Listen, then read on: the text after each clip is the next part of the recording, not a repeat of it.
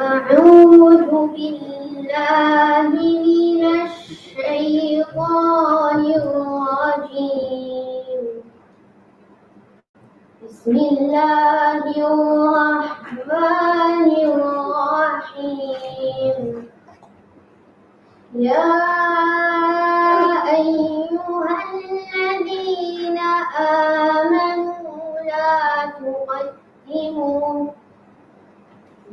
تقدموا بين يدي الله ورسوله واتقوا الله إن الله سميع عليم. يا أيها الذين آمنوا لا ترفعوا أصواتكم فوق صوت النبي ولا تجهروا له بالقول كجهر بعضكم لبعض أن تحبط أعمالكم وأنتم لا تشعرون. إن الذين يغضون أصواتهم عند رسول الله أولئك الذين امتحن الله قلوبهم للتقوى لهم مغفرة وأجر عظيم. إن الذين ينادونك من وراء الحجرات أكثرهم لا يعقلون. ولو أنهم صبروا حتى تخرج إليهم لكان خيرا لهم والله غفور رحيم. يا أيها الذين آمنوا إن جاءكم فاسق بنبأ فتبينوا أن تصيبوا قوما بجهالة فتصبحوا على ما فعلتم نادمين. صدق الله العظيم. ما شاء الله. جزاك الله. ये बोलना साहब कुछ नाच बात सुना लो. This was increasing his recitation and making a great scholar. Just a request that if anyone has their benches on the side with their writing material and belongs to you, please take your bench so you can continue the course. More beneficial. जो आगे बैठे थे वो आगे आ जाएंगे मौलाना साहब कहाँ भाग गए वो लोग पूरा हो गया उनका अरे बेगम आ गई चाहते हैं चिंत चलो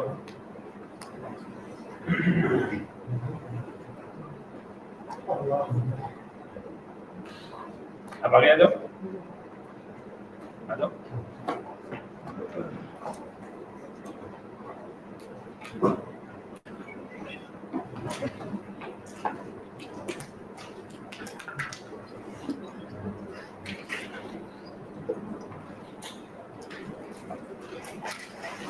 पीछे बैठे उनके साथ वाह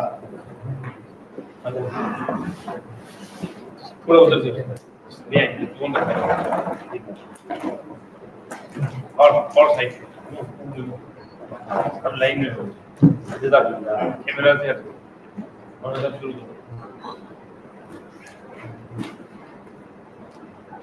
कदम है बिलाला चलने से आरी कदम है बिलाला चलने से आरी लो अलविदा अलविदा है हमारी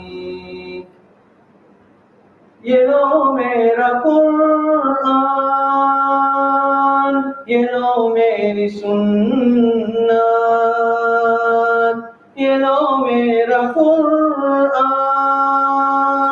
ये लो मेरी सुन्नत ये दिखलाएगी तुमको अब राह जन्नत बड़े जो मुसीबत सब्र तुम उठाना बड़े जो मुसीबत सब्र तुम उठाना मगर दिल किसी का न हरगिज़ दुखाना यही याद रखना नसीहत हमारी लो अलविदा अलविदा है हमारी तुम्हें पुलसिरात पर आकर मिलूंगा तुम्हें पुलसिरात पर आकर मिलूंगा मैं उम्मत को उस पर से गिरने न दूंगा मैं उम्मत को उस पर से गिरने न दूंगा करूंगा वहाँ में निगहबानी तुम्हारी लो अलविदा अलविदा है हमारी लो अलविदा अलविदा है हमारी अगर वाना हूँ तो मीज़ा पर मिलूंगा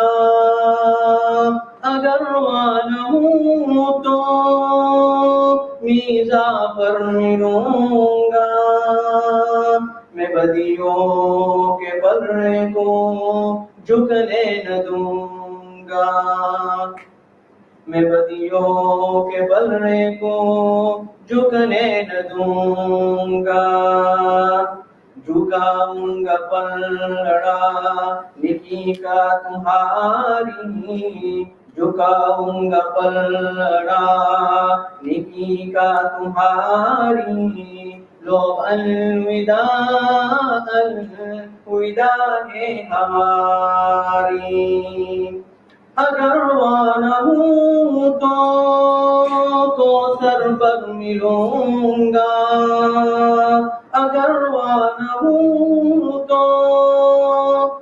सर पर मिलूंगा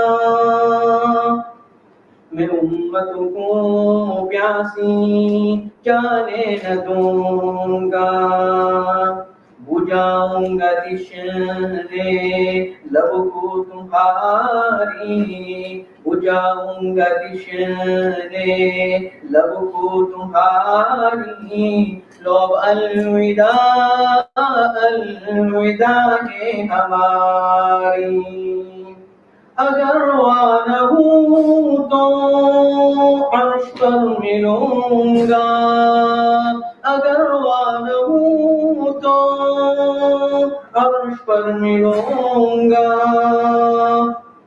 मैं रो रो के हक से दुआएं करूंगा मैं रो रो के हक से दुआएं करूंगा करूंगा वहाँ में आगुजारी तुम्हारी लो अलविदा अलविदा है हमारी यही याद रखना नसीहत हमारी, यही याद रखना नसीहत हमारी।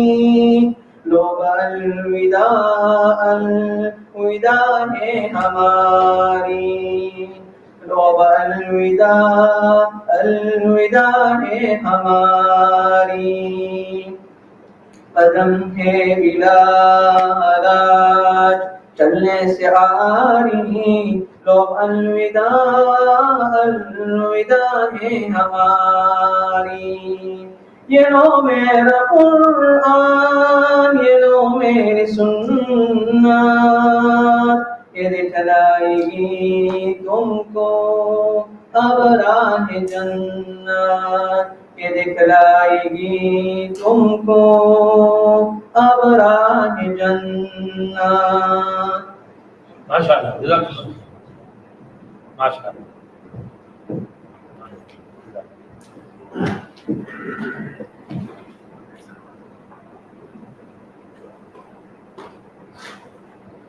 जी बिस्मिल्लाहिर्रहमानिर्रहीम। नहमदुहु व नसल्ली अला रसूलिल करीम, अम्मा बाद। लो मेरा कुरान, ये लो मेरी सुन्नत, ये दिखलाएगी अब तुमको राह जन्नत, है ना? That's what we start about in the morning. Sunnat and Jannah. Follow Sunnat and it takes you to Jannah. इस नात में भी शायद ने यही कहा है, ये लो मेरा कुरान, ये लो मेरी सुन्नत, ये दिखलाएगी तुमको अब राह जन्नत। अल्लाह हम सबको सुन्नत मजबूत पकड़ने की तौफीक दे और जन्नत तक पहुंचाए और जन्नत फिरदौस नसीब फरमाए। हमने we had sunnah of eating. Over here Hazrat Mufti Sahab has mentioned asma'i ta'am masnuna. Mufti Abdul Hakim Sahab. I'll just read them in a good. Okay. उन खानों के नाम जो सरदार अंबिया सल्लल्लाहु अलैहि वसल्लम ने खुद तनावुल फरमाए हैं, आपने एक मर्तबा खाया हो या ज्यादा या बतौर आदत ये हो, इन तमाम को हमने एक जगह जमा कर दिया है। यानी इनमें से बाज खाने कभी एक दफे खाए थे और बाज खाने कभी कभार, बाज खाने रेगुलर खाते थे, लेकिन उन सबको एक जगह जमा कर दिया है। अस्माए ताम मसरूना, ऊंट, गाय, भेड़, बकरी, दुम्बा, मुर्ग, खरगोश यानी राबित, नील गाय, ये चिंगली गाय, परिंदों का गोश्त, मछली, हुजूर ने मछली खाई है। बांग्लादेशी भाई फिक्र न करें, मछली खाना भी सुन्नत है। मच्छी, fish is also sunnah. Huzoor has taken not regularly but occasionally when fish was brought and he eat from it. तर खजूर है, रोता fresh dates, कच्ची खजूर है which is not ripe yet, नीम पुख्ता half ripe, हर किस्म की खजूर है, all types of खजूर, dates, खुश्क छुआरे यानी खारे, ड्राई खारे वो भी खाई है। जौ की रोटी, bread from barley, गंदुम की रोटी, wheat bread, रोटी पर खजूरें रखकर, putting खजूर on roti bread and eating, दोनों को मिलाकर खाना।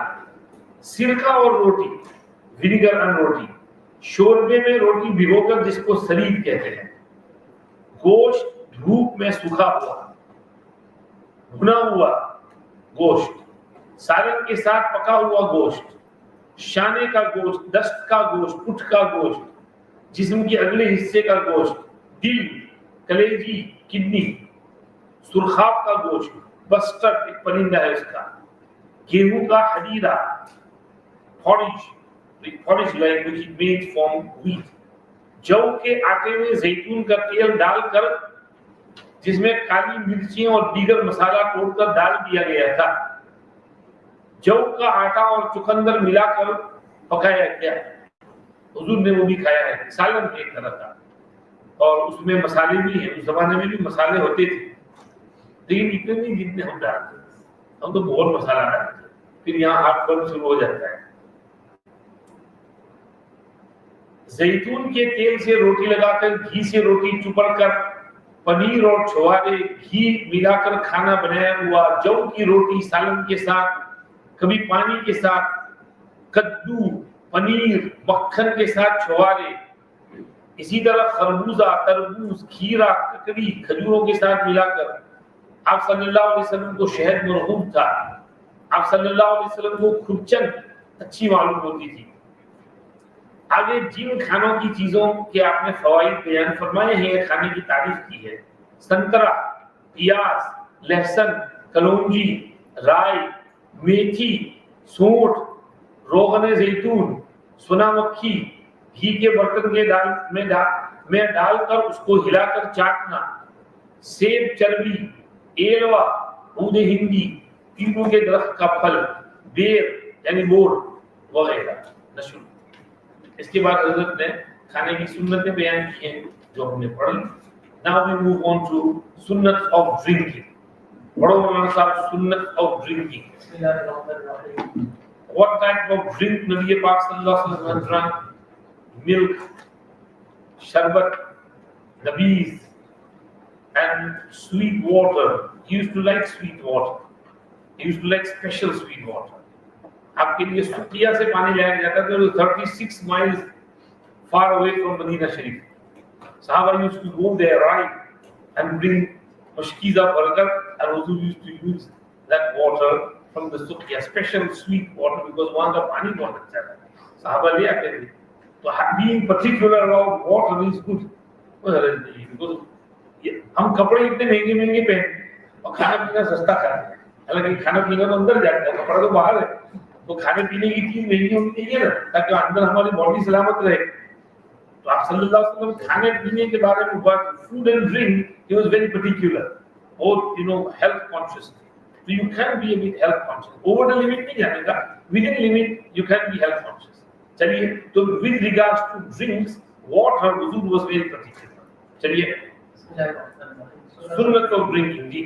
To recite Bismillah at the beginning of drinking. हाँ, बिस्मिल्लाह पढ़ के पियो जी।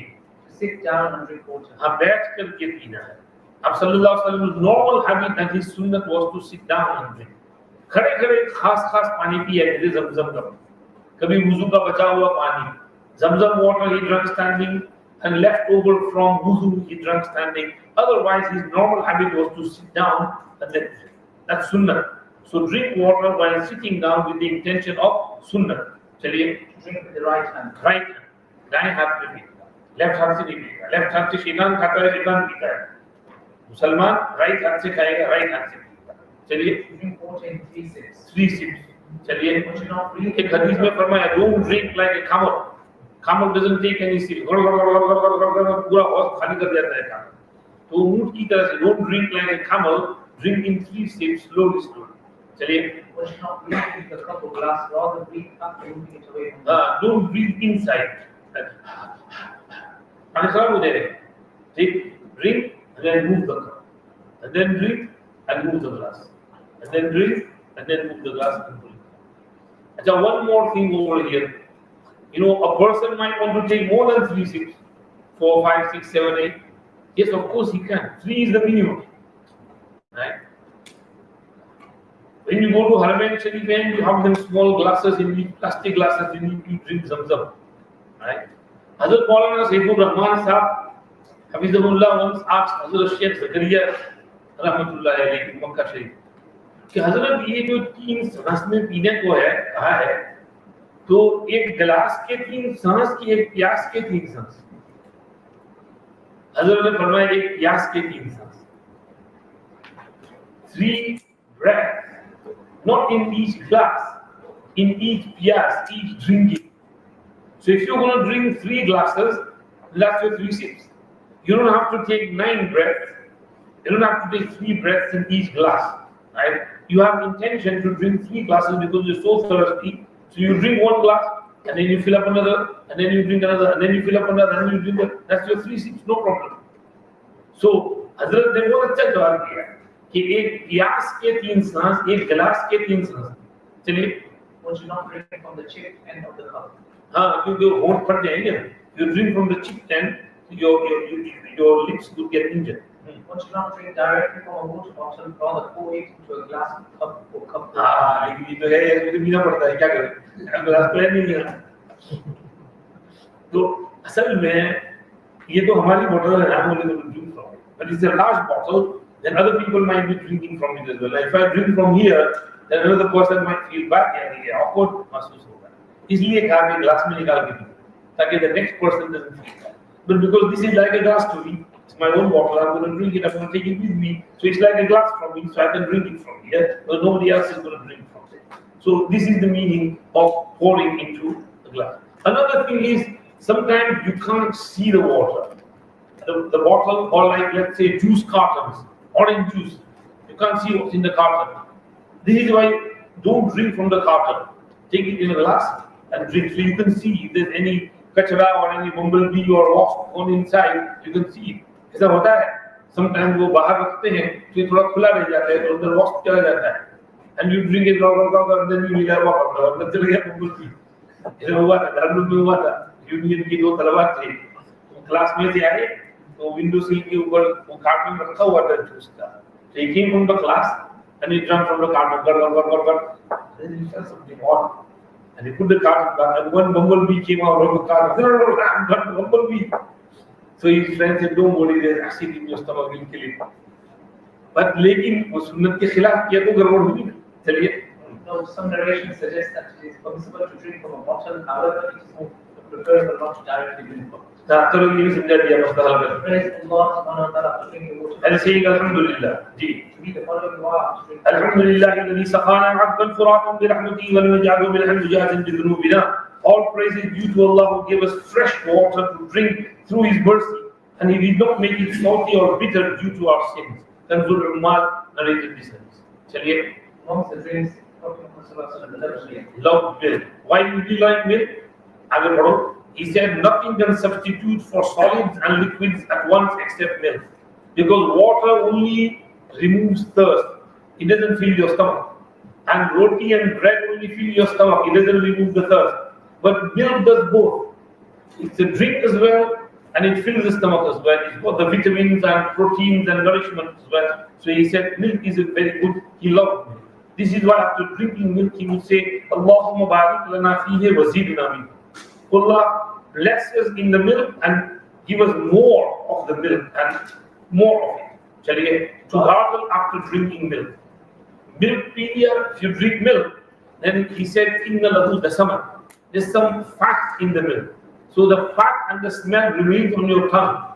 So if you drink some milk, then after drinking milk, just gargle your mouth. So the fat and the chutnah and the smell goes away. So it's sunnah to gargle the mouth after drinking milk. This is why I said in the morning, if you drink tea and then you come to tea, tea students, then gargle your mouth properly, clean your mouth. ताकि वो चाय की smell मुंह में से ना आए. चलिए. क्योंकि टी में भी मिल्क होता है, तो मिल्क के बाद गार्गल करना सुन्नत. जो चाय पीने के बाद भी गार्गल कर लेना, मुंह साफ कर लेना सुन्नत है. चलिए.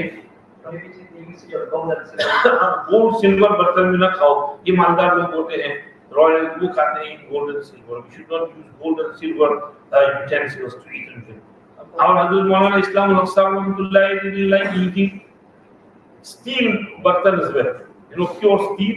ये भी चांदी जैसा दिखता है. It looks like चांदी, silver. So he said, I don't like it. He used to use it as glass or plastic, but he wouldn't use steel button. He wouldn't like using steel. चलिए. चलिए समझा दिया होगा.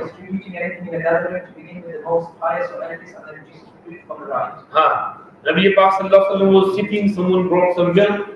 And Nabi Pak sallallahu alaihi wasallam drank from it, or some other drink, whatever it was, and then he passed it on to the person on the right, and they passed it on to the person next, and then the next, and then the next, and then the next. So there were 5 people in that majlis, so they all drank from that. So Abu Bakr Siddiq was on his left, and a Bedouin was on his right. Huzur gave it to the Bedouin. So someone said, Ya Rasulullah, give it to Abu Bakr first. Right? The person on the right has more haqq.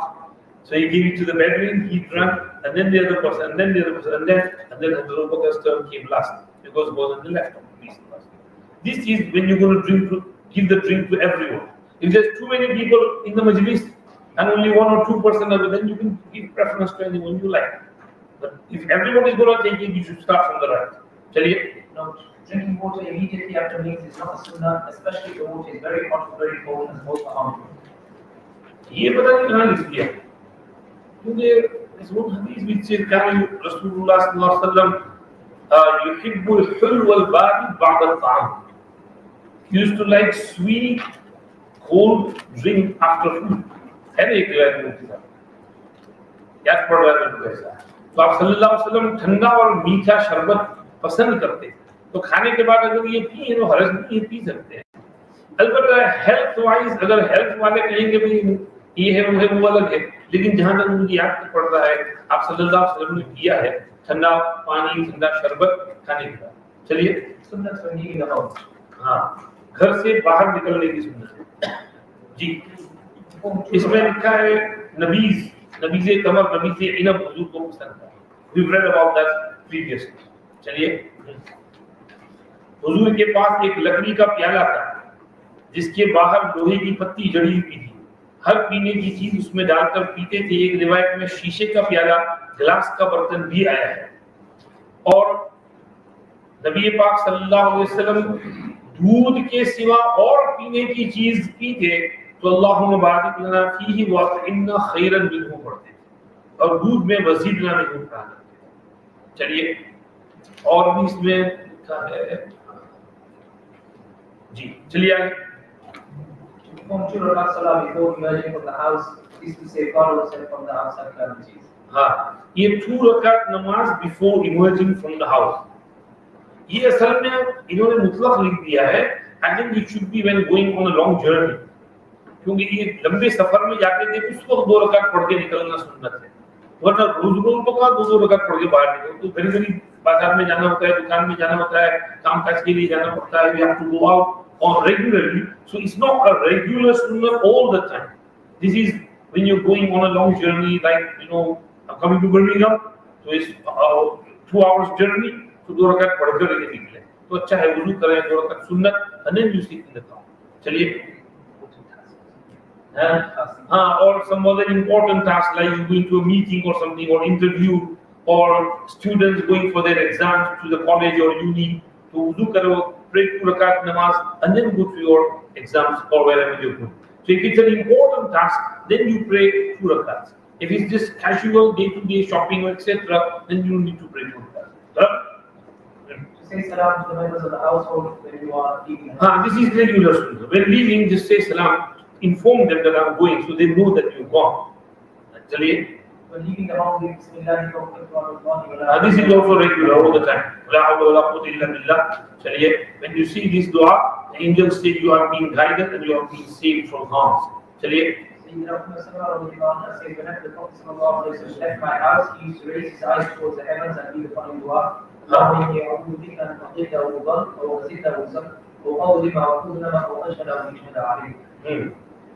I seek your protection, O Allah, from misleading someone and being misled by someone, from causing someone to slip or slipping myself, from oppressing anyone and being oppressed by someone, and from promoting ignorance and being foolish. इसमें एक word है अज़िल्ला उज़ल्ला, from slipping or someone making me slip. My Hazrat Maulana Yusuf Mutala Sahab Rahmatullah alayhi said, if you read this dua in snow and ice, inshallah you will be protected from slipping. Because though the meaning of slipping over here is ruhani slipping, but it can mean the zahiri slipping as well. So if you make that niyat, Allah will protect you from slipping in the snow and on the ice as well. Because an azilla or uzalla has both meanings. चलिए, sunnah for entering the home. हाँ, घर में दाखिल होने की सुन्नत जी. अच्छा, इसमें और भी दुआ लिखी है, अल्लाहुम्मा इन्नी असअलुका खैरल मौलज व खैरल मखरज, बिस्मिल्लाहि वलजना व अला अल्लाहि रब्बिना तवक्कलना. When you exit the home, this dua is also in the hadith. Ji. Entering the home to read anything from Allah, otherwise entering the home. हाँ, whilst entering the home, read any zikr. Qurtubi Rahmatullah has mentioned, if a person reads the following when entering home, it will be a source of barakah. First, loudly, Assalamu alaikum wa rahmatullahi wa barakatuhu. So everybody can hear the salam. Then salam, rahmat, barakat will come in the house. And then Ayatul Kursi. And then Durush Sharif. तो इसकी habit बनाओ. When you enter a room, सलाम जोर से करो और मौका है तो आयतुल कुर्सी भी पढ़ लो, दुरूद शरीफ भी पढ़ लो. रिस्क में बहुत बरकत है. चलिए. Noting another member when entering the house and the shaitan announces to his subordinates, come, we have found accommodation for the night. हाँ, ये है. This is in the hadith of Sahih Muslim. If you don't do salam, if you don't remember Allah when entering the house, then shaitan says, चलो भाई रात गुजारने की जगह मिल गई, we found a place to lodge for tonight. And then you don't remember Allah at food time, shaitan says, चलो अब तो खाना भी मिल गया. So he eats with you. But if you remember Allah when entering, shaitan can't enter. If you remember Allah when eating, shaitan can't eat. चलिए. Following wash, we read at the time of entering the house. अच्छा इन्होंने entry की ओर लिख दिया है. मुफ्ती अब्दुल हकीम साहब ने exit की ओर लिखा है. दोनों में इम्पोर्टेंट एंट्री एंड एग्जिट. चलिए. Salam should be said to the members of the household. हाँ. To announce one has arrived at home by knocking on the door for coffee, etc. हाँ. The reason for such announcement is to inform the member of the family sitting in a way that would cause embarrassment to them when was received, so that they are entered. हाँ. Number 5, enter the house with the right foot. ये इन्होंने बुखारी लिख दिया, पता नहीं क्यों बुखारी लिखते हैं, लेकिन शेख यूनुस साहब ने फरमाया था, काजी अय्याज मालिकी ने लिखा है कि जैसे as you enter the masjid with your right foot, he said your house is also your place of luxury and residence, so you should enter your house with the right foot as well. काजी अय्याज ने गालिबन शिफा का हवाला दिया था शेख. अल्लाह. चलिए. Perform miswak after entering the house. We mentioned this before in the morning. चलिए. After entering the house, perform 2 rakat salat to safeguard from any calamity. This is because Huzur said, "Ij'alu min salatikum fi buyutikum wa la taj'aluha qubura." Don't turn your houses into graveyards. Read some namaz in your homes as well. Nawafil. You know, the marhumeen cannot pray namaz in their graves. So if we also not pray any namaz in our houses, then our house is like the grave. So Huzur said, when you enter a house or when you can pray some nawafil in your home, فَإِنَّ اللَّهَ جَعْلٌ مِنْ صَلَاتِهِ فِي بَيْتِهِ خَيْرًا. If you pray namaz in your home, Allah will bring lots of good in your home. चलिए. Sunnahs for the night time. हाँ, night time, रात की सुन्नत. To sleep in the state of wudu. हाँ, ये कोशिश करनी चाहिए कि वुज़ू करके सो. जी. One is already in the state of wudu, there will not be necessary to refresh the wudu. हाँ, बस बावुज़ू है, पहले से मुसलमान इशा की नमाज पढ़कर आए हैं और वुज़ू है ही, तो फिर नो प्रॉब्लम. जी. To recite Bismillah while supporting the doors or locking them. हाँ हाँ, बिस्मिल्लाह पढ़ के दरवाजा बंद कर. Because if you close the door with Bismillah, shaitan cannot open it. To sleep early at night, the Holy Prophet sallallahu alaihi wasallam used to dislike sleeping before Isha and talking after Isha salah. हाँ, हम लोग जल्दी नहीं सोते. We make it too late. इशा बाद फौरन सो जाओ. Especially in the summer. Isha is late, you come home 11 or past 11, then फौरन मोबाइल को फेंको, एक मील 2 मील और बिस्तर पे जाओ, सो जाओ. मोबाइल के साथ बिस्तर में मत सो, वरना नींद नहीं आएगी. मोबाइल दूर होगा तो नींद अच्छी आएगी. और फ्लाइट मोड पे रख दो, ऑफ करना है तो ऑफ कर दो. लेकिन मोबाइल से दूर रहो 3-4 घंटे. If you get 3-4 hours good sleep, then you can get up for Fajr as well. Otherwise you miss Fajr. If you stay awake till late 12 o'clock, 1 o'clock, 2 o'clock, how are you going to get up for Fajr? It's against the Sunnah as well, and you put your Fajr on risk as well. So after Isha, going to sleep straight away is Sunnah. It is Sunnah. And Huzur sallallahu alaihi wasallam said he used to dislike sleeping before Isha and talking after Isha. Chaliye. If you sleep before Isha, then what's going to happen? You might miss your Isha. Isha Jamaat छूट जाएगी. इसलिए Isha से पहले मत सो.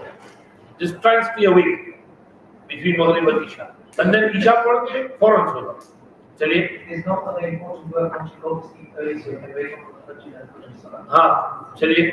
Cover or put away all utensils. Tahajjud and Fajr Salah. You know, in days which are moderate, we go to sleep early, we wake up for Tahajjud at the end of the night. But nowadays, summer days is very short, and Fajr is very early. Subh Sadiq is very early, 2:30, 3. So what do we do? We can't get up. Fajr, Tahajjud mein hote, then Fajr ka khata. So after Tahajjud, if you go to sleep, then you miss your Fajr. So Fajr is better than Tahajjud. So Fajr is first. So what do you do? Hazrat Maulana Munawwar Hussain Sahib Bihari said, which Maulana Anwar Sahib narrated from him, that Tahajjud has 3 darajat, 3 stages. A'la, Awsat and Adna. A'la is you go to sleep, you wake up towards the end of the night at suhoor time and you pray tahajjud. Then that's the highest degree of tahajjud. A'la. And awsat is that after Isha namaz you do your work, whatever you want to do, and before going to sleep you do wudu, pray few rakats, 4 rakats, 8 rakats, whatever you can, and then you go to sleep. That's awsat.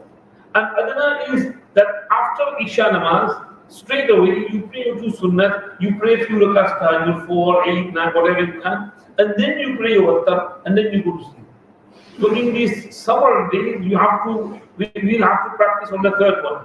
Straight after Isha, pray a few rakats tahajjud with the niyyat of tahajjud. See the nafal, intention tahajjud, go to sleep, Allah will give you full sawab. So tahajjud throughout the whole year, in winter, in the morning, in summer, early night. Chaliye? Cover or away all utensils. Okay, cover, if there is something, then you cover it. Or you turn them upside down like this. In your kitchen, put your utensils, cups, bowls, plates, turn them round at night. This is also sunnah, it's in the hadith of Sahih Muslim. Chaliye? Extinguish or switch off any lights or burning fire which may catch light with that on. उस जमाने में तो candles होती थी, furnace होता था, lantern होता था, तो हुजूर ने फरमाया उसको एक्सटिंग्विश करके सुलाओ, don't leave it on at night. And once it so happened that in Medina Munawwara some people had left their candle or lamp on, so one mouse came and he dragged that candle and then lamp and it fell and there was it caught fire and the whole house was burnt. So Sallallahu Alaihi Wasallam said, this fire is your enemy, extinguish it at night when you go to sleep. So similarly, if we have some gas fire in the house, so at night don't leave the gas fire on. Sometimes it could happen there is some blockage in the chimney and the carbon dioxide keeps coming in the house and you're sleeping in the room and the carbon dioxide kills you. It happened, I remember one of our friends who died, it was during the day, it was winter and his gas fire was on and the chimney was blocked and all the carbon dioxide was coming on the roof. He was sleeping on the settee maybe an hour or so, but he breathed in all the carbon dioxide in his sleep. He couldn't, and by the time it was waking up time, he was born. In his sleep he died. So following sunnah इसमें बहुत फायदा है कि when you go to sleep, fire wire extinguish it, put it off and then go to sleep. हमारे घरों में ये क्या central heating होता है, वो रात को जरूरत पड़ती है. If you put that on central heating, it's safe, then it's necessity, it's need, that's something else, that's another thing. चलिए, sometimes it's very, winter, severe winter, you have to use electric blankets, that's allowed to use. If you're using electric blankets, things like that, which are safe and necessary, that would be allowed to use. चलिए. To remove any kind of sticky substance, wax, etc. left on the hands or feet. चलिए. Just the bedding before sleeping. Before you go to sleep, just clean your bedding a little bit. In our country it's safe, but in hot climate, sometimes snakes and scorpions go inside the bedding. It goes cozy and nice, garam garam. So if you clean it, then if something is inside, you can clean those insects or scorpions or snakes as well. चलिए. Sometimes surma and when the Holy Prophet Sallallahu Alaihi Wasallam he made surma 3 times on his right eye and twice on his left eye. तो सुरमा लगा ले सो, क्योंकि सुबह में तो लगाएंगे तो फिर सब काला काला आंखें नजर आएंगी. रात को लगा के सो जाओ, फिर सुबह को वुजू करेंगे तो धुल जाएगा. इसलिए रात को वुजू सुरमा लगा कर. चलिए. Before going to sleep, do istighfar, tawbah, la ilaha illallah, astaghfirullah, la hawla wa billah. Allah, I repent from all sins, I will never sin again, forgive me. So if you die in sleep, you've gone with tawbah. And do this tawbah every night. So every night you're clean, you're washed away before you go to sleep. Because if you do sincere tawbah, your past sins are forgiven, they're washed away. And if you sin on the next day and you do tawbah again at night, your sins washed away again, and again, and again, and every day you'll be clean. Inshallah, one day you'll get istiqamah on that tawbah. चलिए. Clean your heart, like we mentioned from the hadith of Anas radhiyallahu anhu. जी. ये नियत करो कि इंशाअल्लाह हम तहज्जुद में उठेंगे.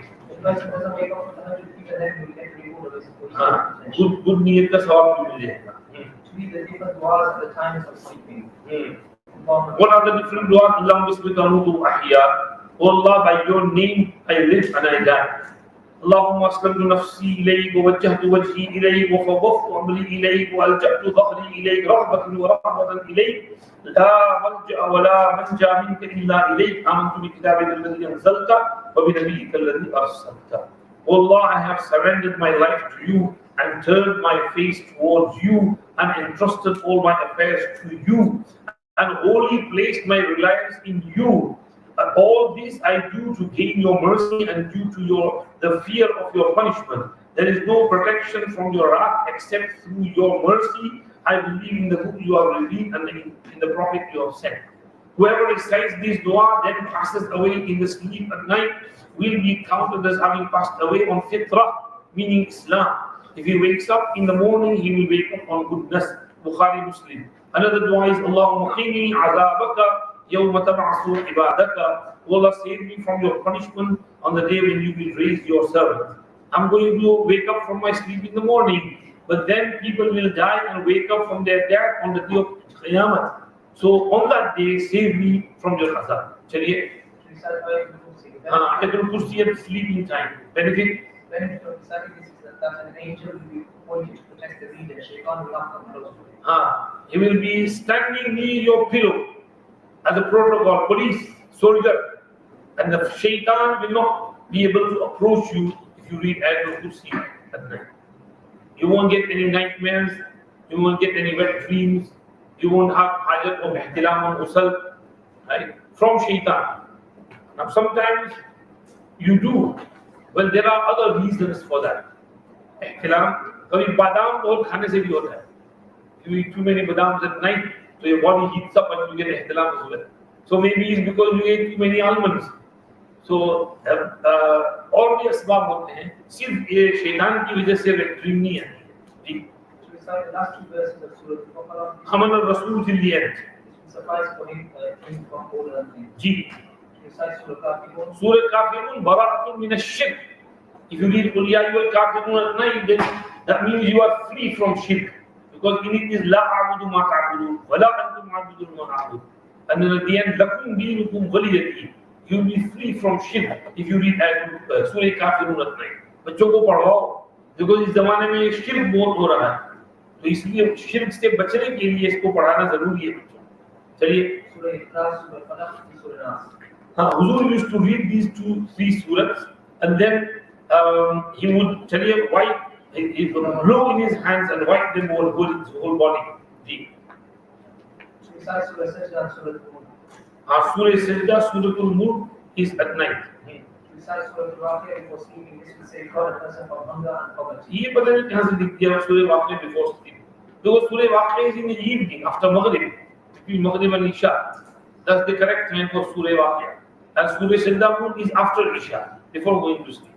चलिए. Recite the Tasbih Fatima, 33 times, Subhanallah, 33 times. Tasbih Fatima after every namaz and before going to sleep as well. Ji. Sleep on the right hand side, facing towards the Qibla, and to sleep with the right hand under the cheek. Like this. So put your right hand under the cheek and face to the Sharif view. Sometimes you have a choice between one or the other. Because your bed is such that either you sleep on the right or you face the Qibla. So in that case, I think we give preference to sleeping on the right. Because the heart is on the left. If you sleep on your left, then the heart will be have lots of pressure on it. So to keep the heart light, sleep on your right. That's the sunnah. Chaliye. Continue doing dhikr until sleep overtakes you. Busy yourself in dhikr, tasbihat. If you are hafiz, read Quran Sharif. If you are not hafiz, do muraqabah, zikr qalbi, and keep doing zikr qalbi until you fall asleep. If you want to read Durood Sharif, keep reading Durood Sharif. Hazrat Thanvi has written, if you can't fall asleep, then read Inna Allah wa malaikatahu yusalluna ala nabi till the end, and then keep reading Durood Sharif. Inshallah, sleep will come. There are some du'as for insomnia as well. اللهم رب السماوات السبع وما أضلك ورب الأرضين وما أقلك ورب الشياطين وما أضلك كن لي جارا من شر خلقك أجمعين أن يفرط علي أحد منهم أو أن يطغى عز جاره وجل ثناؤه لا إله غيره. He will remove insomnia and give you sleep inshallah.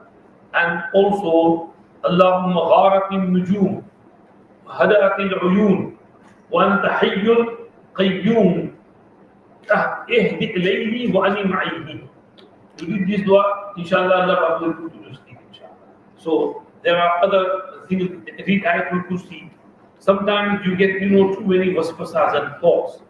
So read أعوذ بالله من الشيطان الرجيم من همزه ونفخه ونفثه and throw on your left 3 times. Thump, thump, thump. Shaitan will run away and the waswasas will immediately, instantly go away and you will fall asleep. Most of the time, sleep doesn't come because of waswasas and bad thoughts. So when you do this, the shaitan will run away and inshallah sleep will come. So these are few cures of insomnia. Chaliye? Do miswak, even the one that's already done it. Before going to sleep, do miswak as well. Also to do miswak when the eyes are open. You see the importance of miswak. See. Prophet ﷺ has prohibited sleeping on the stomach. This is the shaitan's method of sleeping, and Allah subhanahu wa ta'ala dislikes this position of sleeping. Don't sleep on your belly. Stomach ke upar nahi. Farmaya hadihi rij'atu ahli an-nar. The people of fire sleep like this. People of Jahannam, they're not going to sleep in Jahannam. Meaning, those who are going to go to Jahannam sleep like that in this dunya. The kuffar and the mushrikeen. So we shouldn't resemble them by sleeping on our stomach. The Prophet ﷺ prohibited sleeping lying flat on the back with one leg on the other. Now, I don't know why Mufti Sahib wrote this. Because this is, in Masjid. Because sometimes Sahaba used to lie in the Masjid. So Nabi Kareem sallallahu alaihi wasallam said, if you lie flat on your back and one leg is raised on the other, and there is risk of your satar exposing before another person, and that's just like, don't do. Right? Otherwise, sometimes Prophet sallallahu alaihi wasallam did lie down with his legs stretched and one foot on top of the other. Right? Like this. This is allowed if you're relaxing for a little bit. So this is not connected to sleeping at night. Night sleep is on the right. This is casual sitting, is mentioned in Shama'il al-Tirmidhi. And there are two postures. One is like this, and the other one is where your knee is raised up, and the other foot is on top of the knee. And this is mana. Don't do that because your satar might be exposed. Someone entering inside will be able to see your satar. So try and conceal yourself, cover yourself properly. That's why the Guru said don't sleep like that. So don't lie down like that. There's no fear of exposing the private parts of it. It's permissible to lie down in the stomach. Prophet ﷺ prohibited sleeping on such a rooftop that does not have a safety wall. If someone slept on a rooftop and there was no barrier or border fence around it, and in his sleep he toppled, turned over, he fell off the building, and he died, then he is to blame. Or if he was injured, then he will have to blame himself. Why did he sleep on top of that such a roof? One should not sleep in any such places that cause inconvenience to others, for example, on any road or pathways in front of doorways in the midst of gatherings. This is especially when you go in Tabligh Jamaat or you're in etiquette, then choose a good spot. Sitting, lying down. Don't sit near the darwaza where people will come and kick you all the time. Sunnat of Salam greeting. Spread Salam amongst the people. Sunnat of Salam. Normally we say hello, hello. But hello, hello was being Jahiliyyah. He used to say, Im Sabah, Im Masa'ah. Im Sabah means good morning, and Im Masa'ah means good evening. So Islam came, what is this good morning, good evening? Islam said, As-salamu alaykum wa rahmatullahi wa barakatuh. There's dua in there. Peace be upon you and Allah's mercy and Allah's blessings. Such a beautiful dua. So we have to learn how to greet one another. So, spread salam amongst yourselves by doing salam abundantly, excessively. Chaliye. Many riwayat regarding salam. Ayyuhan nas, afshu salam, wa'at'imu ta'am, wasilu al-arham, wasallu bil-layli wal-nasu niyam, tadkhulu al-jannata bi-salam. Salam, spreading salam. وَالَّذِي نَفْسِي بِيَدِهِ لَا تَدْخُلُونَ الْجَنَّةَ حَتَّى تُؤْمِنُوا. You will not enter Jannat until you have Iman. وَلَا تُؤْمِنُوا حَتَّى تَحَابُّوا. You will not have Iman until you love one another. أَوَلَا أَدُلُّكُمْ عَلَى شَيْءٍ إِذَا فَعَلْتُمُوهُ تَحَابَبْتُمْ أَفْشُوا السَّلَامَ بَيْنَكُمْ. Shall I tell you something?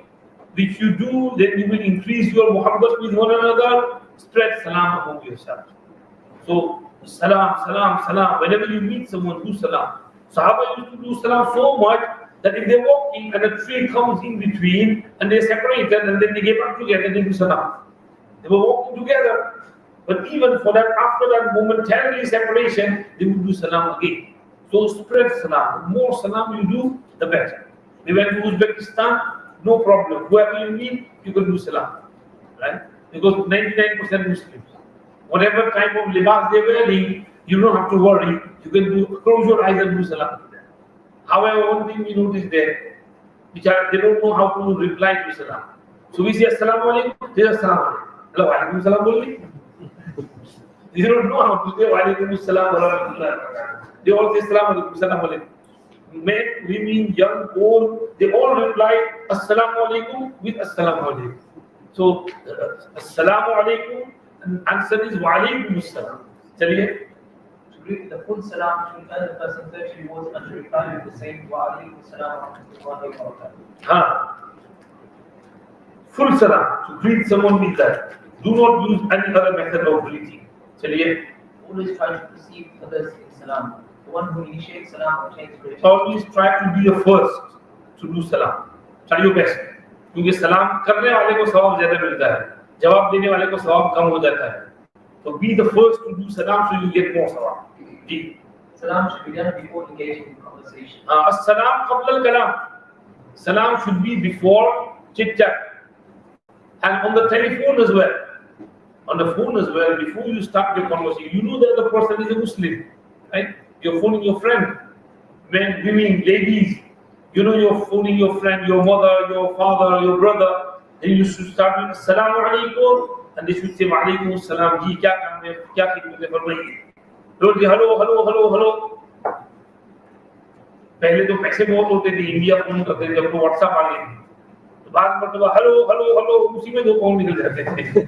कौन है, क्या काम है, कहां से बोल रहे हैं, तो say who you are, assalamu alaikum, this is Abdul Rahim from Bolton. So the person who's speaking, what's going on, तो जल्दी जल्दी पैसे भी बचेंगे तुम्हारे. चलिए, To repeat the salam 3 times if there is no response. So repeat salam 3 times if there is no response. Meaning, when Nabi Kareem sallallahu alaihi wasallam or Sahaba would go to someone's house, they would knock on the door, or if there's just curtain and nothing to knock on, they would stand outside and say assalamu alaikum once, and then after a while assalamu alaikum, and then third time assalamu alaikum, and there's no reply, then they just go back. So happened that Abu Musa al-Ash'ari radiallahu anhu incident in Sahih Muslim, that Hazrat Umar called him. He came to Hazrat Umar's house and he said salam 3 times. He asked for permission as well. Hazrat Umar was busy, so he thought I'll call him later. And Abu Musa al-Ash'ari left. So he said, may I call Abu Musa al-Ash'ari, why didn't he come? So he called Abu Musa al-Ash'ari, may I call you, why didn't you come? When I came and asked for permission 3 times, and Nabi Pak sallallahu alaihi wasallam said, if you ask permission 3 times, there's no given, then go back. So I went back. You heard this from the Prophet? Yes. Give me some proof. Who's proof that you heard this? Give me some proof. Otherwise, I'm going to do you in. And he started shaking, crying. He went to the Masjid. Bhai, another way that also, he had been there, something happened to him. I was threatened me. Did anyone hear this hadith from the Prophet sallallahu alaihi wasallam? And they started laughing. So he said, I'm in a terrible state and you're laughing at me. So they said, there's no problem, we heard this hadith. Abu Sa'id Khudri was the youngest. He went and he testified that I heard this hadith from the Prophet. So Ubay ibn Ka'b came and said, Amirul Mu'mineen, la takunanna azaban ala ashabi Rasulillah. And Hazrat Umar said, Innama sami'tu shay'an fa'ahbabtu an atathabbata. But I heard something and I wanted to confirm it. That's why I said that. This is why in the time of Sayyidina Umar radiallahu anhu, people would not dare to say Qala Rasulullah, Qala Rasulullah. Even Hazrat Abu Hurairah would not say Qala Rasulullah, Qala Rasulullah in the time of Umar radiallahu anhu. It was after Hazrat Umar passed away, then Abu Hurairah started Qala Rasulullah and narrating so many hadith. Otherwise everybody was scared of Hazrat Umar radiallahu anhu. So this hadith is in Sahih Muslim. Chaliye, you ask permission 3 times, say salam 3 times, if you're given permission, okay, otherwise go. Sometimes we knock on the door and bang on it's his house, what doors. He might be busy, he might not want to let you in. So you knock 3 times, ask permission 3 times, if you no permission, give you permission, you have to go back. You can't stay there. हाँ phone ring मुनासिब ring होनी चाहिए बहुत ज्यादा ring phone ring भी अगर if you ringing someone 3 rings maybe 5 rings okay but you keep ringing and then if the phone you keep ringing until the phone itself goes dead and then again and again and again so you can't pester someone like that. In fact in Ma'arif al-Quran Mufti Shafi Sahab has written that even if you phone someone you must ask them for As-salamu alaikum. Are you okay? Is this a good time to talk? If not, I'll call you later. And if he said, yeah, no problem, you can talk now, then you should go ahead with the conversation. Don't just start blah, blah, blah, blah, blah, whatever you want to say straight on. The other person might be busy, he might not be able to talk at that time. So ask permission and then you should talk. This is from the adab, mustahabbat of conversation on the phone. Chaliye. When visiting any home, it is so that to seek permission to enter by saying salam thrice. The Prophet commanded to seek permission thrice, and if one receives no response after he hears salam, then to return. चलिए clear. In the Quran as well, या अय्युहल्लज़ीना आमनू ला तदखुलू बुयूतन गैरा बुयूतिकुम हत्ता तस्तअनिसू व तुसल्लिमू अला अहलिहा. तस्तअनिसू meaning तस्तअदिनु व तुसल्लिमू अला अहलिहा. ذلكم खैरुल लकुम लअल्लकुम तذक्करून. فإن لم تجدوا فيها أحدا فلا تدخلوها حتى يؤذن لكم وإن قيل لكم ارجعوا فارجعوا هو أزكى لكم والله بما تعملون عليم. If the people in the house say, "Bhai, अभी हमारे पास time नहीं है, वापस आना बाद में. Go back, come back later." Then Allah said, "Go back. Don't be stubborn and don't be angry. They didn't let me in, and they refused me. They rejected me." Don't see that. He said, "Go back because huwa azka lakum." This will be more cleansing and purifying for your qalb and your heart. Hasan Basri rahmatullahi alayhi used to say, many times I knock on people's doors and I had a hope that they tell me to go back so I can get the tazkiyah of my qalb. But he said, it didn't happen. Hasan Basri was Hasan Basri.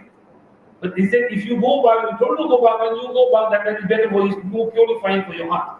Chaliye. Youngsters should greet the elders. The one who is riding should greet those walking, and those who are walking should greet the seniors. Children should greet the elders, not the vice versa. Though the Nabi Pak Sallallahu Alaihi Wasallam would often greet the children as well, but we should teach the children to respect the elders and go forward and say Assalamu alaikum chacha, Assalamu alaikum mamu, Assalamu alaikum uncle, Assalamu alaikum ustad ji. The children should be taught to do salam properly. Our children, they don't know how to do salam. In my house, when children come, right, many times I tell them, you didn't do salam, go back. Go back outside, come back and do salam, then enter the room. So you have to teach them how to do salam. So youngsters should do salam on the elders. Those who is riding, the one who is riding should greet those who are walking. Those who are walking should greet those who are sitting. The small group should greet the big group, as in Sahih Bukhari. Chaliye. This is on other occasions when Prophet ﷺ passed by some children and he greeted them and said salam. The meeting and greeting should be with a smile. Smile. Smiling means Huzur was smiling.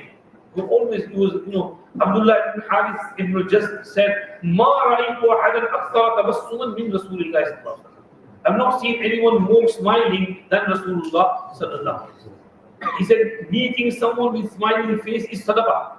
وَلَوْ أَنْ تَلْقَى أَخَاكَ بِوَجْهٍ طَلِيقٍ. Chaliye. One should greet every person, those whom he knows and those whom he doesn't know. Provided they are Muslim.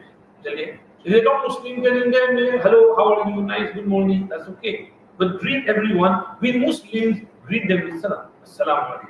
To greet the person again from whom one had parted company, even if such a party was for short while. Short while, like with tree or something came in middle. Greet when entering or leaving the home, whether it's one's own home or that of another.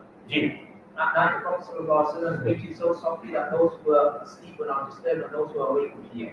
This is in the hadith. Huzur, in the beginning of Hijrat, they used to sleep in the Masjid or in one room. So Nabi Pak ﷺ would, pray his long tahajjud. People would have gone to sleep, midnight, Aswad and others. So he would come, he would open the door softly and he would say salam softly. Those who are awake could hear him, but those who have gone to sleep would not wake up. They wouldn't be disturbed. So if some people are sleeping in the masjid or in etiquette and you enter there, you see people, then say salam softly, so those who are sleeping are not disturbed. But those who are awake can hear you and they can reply softly as well.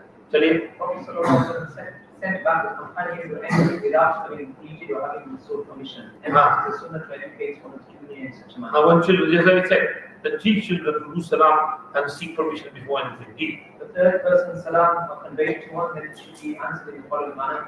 If someone says so and so your friend give you salam, then you should reply alayka wa alayhi salam.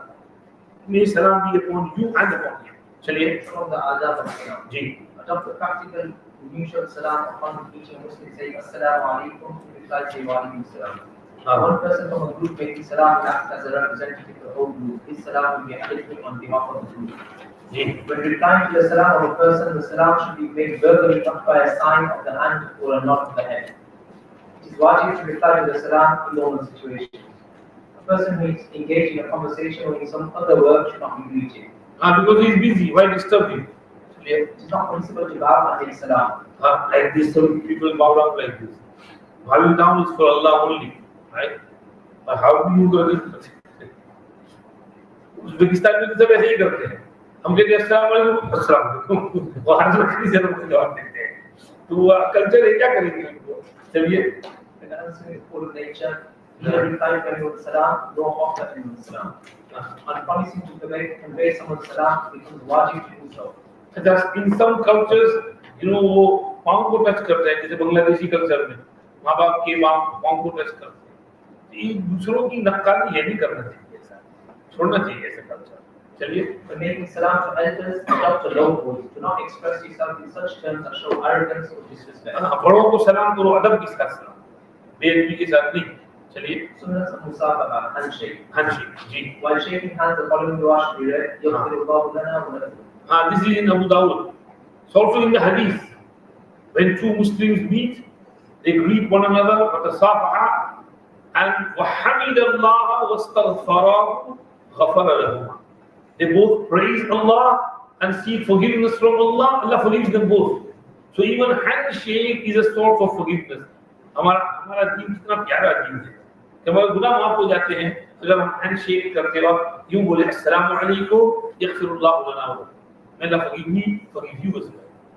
So ये है गुनाह माफ होते हैं. चलिए. Both hands should be used in musafaha. Both hands should be used. Right? It is insufficient to let one finger touch the other's personal finger. Palm should also be firmly grasped. Now some people say one hand. Mufti Mahmudul Hasan Sahib Rahmatullah Alayhi, even in this masjid, and the masjid was of the other people. So the Imam, after the Salam, saw that some Hanfis are here. So he got up and he put his hand behind his back. So he came to Mufti Mahmud Sahib and he passed on. So Mufti Mahmud Sahib knew. He said, Hazrat, क्या देख रहे हैं? कि मैं देख रहा हूँ दूसरा हाथ किस खिदमत में मशगूल है कि उसका चिंग बम behind. मैं देख रहा हूँ कि दूसरा हाथ कौन सी खिदमत में मशगूल है. ऐसा नहीं करना चाहिए. एक हाथ नहीं, दो हाथ. They say the hadith of Ibn Mas'ud. Now look, Imam Bukhari Rahmatullah Alayhi has conducted a chapter in Kitab al-Libas that Musafaha be kaffayn. Right? And he brought the hadith in there in which Abdullah ibn Mas'ud said, وَكَفِّي بَيْنَ كَفَّيْهِ. So these people say that Ibn Mas'ud's hand was between the hands of the Prophet, so he was doing Musafaha with one hand. So we Hanafis say, how can it be conceivable that Prophet ﷺ gives both hands and Ibn Mas'ud gives one hand? He had given both hands as well. He was only saying وَكَفِّي بَيْنَ كَفَّيْهِ because his hand was in between both hands of Nabi Sallallahu Alaihi Wasallam. And he's trying to say that the full hand, Huzur grabbed hold of the full hand, not just fingers. That's what he's trying to say. That does not mean you do musafa with one hand only. Occasionally, कभी-कभी एक हाथ से कर लिया तो बात अलग है कि एक हाथ में वो पेन पकड़े हुए है और एक हाथ से कर लिया समझ में आते हैं. लेकिन normally habit क्या होनी चाहिए दो हाथ से. We have musalsala, and in musalsala, Sheikh Yunus taught us the hadith of musalsal bil musafaha. And safahtu biyadi Rasulullah sallallahu alaihi wasallam. Inshallah, मुफ्ती अब याद दिलाना. मुसलसलात का भी एक दर्स रखेंगे उलमा और आलिमात के लिए. तो शेख यूनुस साहब से भी मैंने मुसलसलात पढ़ी है, हजरत से भी पढ़ी है और हजरत शेख की खिदमत में भी थी. वन में जब हजरत आए थे तो पढ़े गई थी. तो मुसलसल जो मुसाफहा जो है उसमें शेख को मुसाफहा handshaking of 3 times. Suleman come here.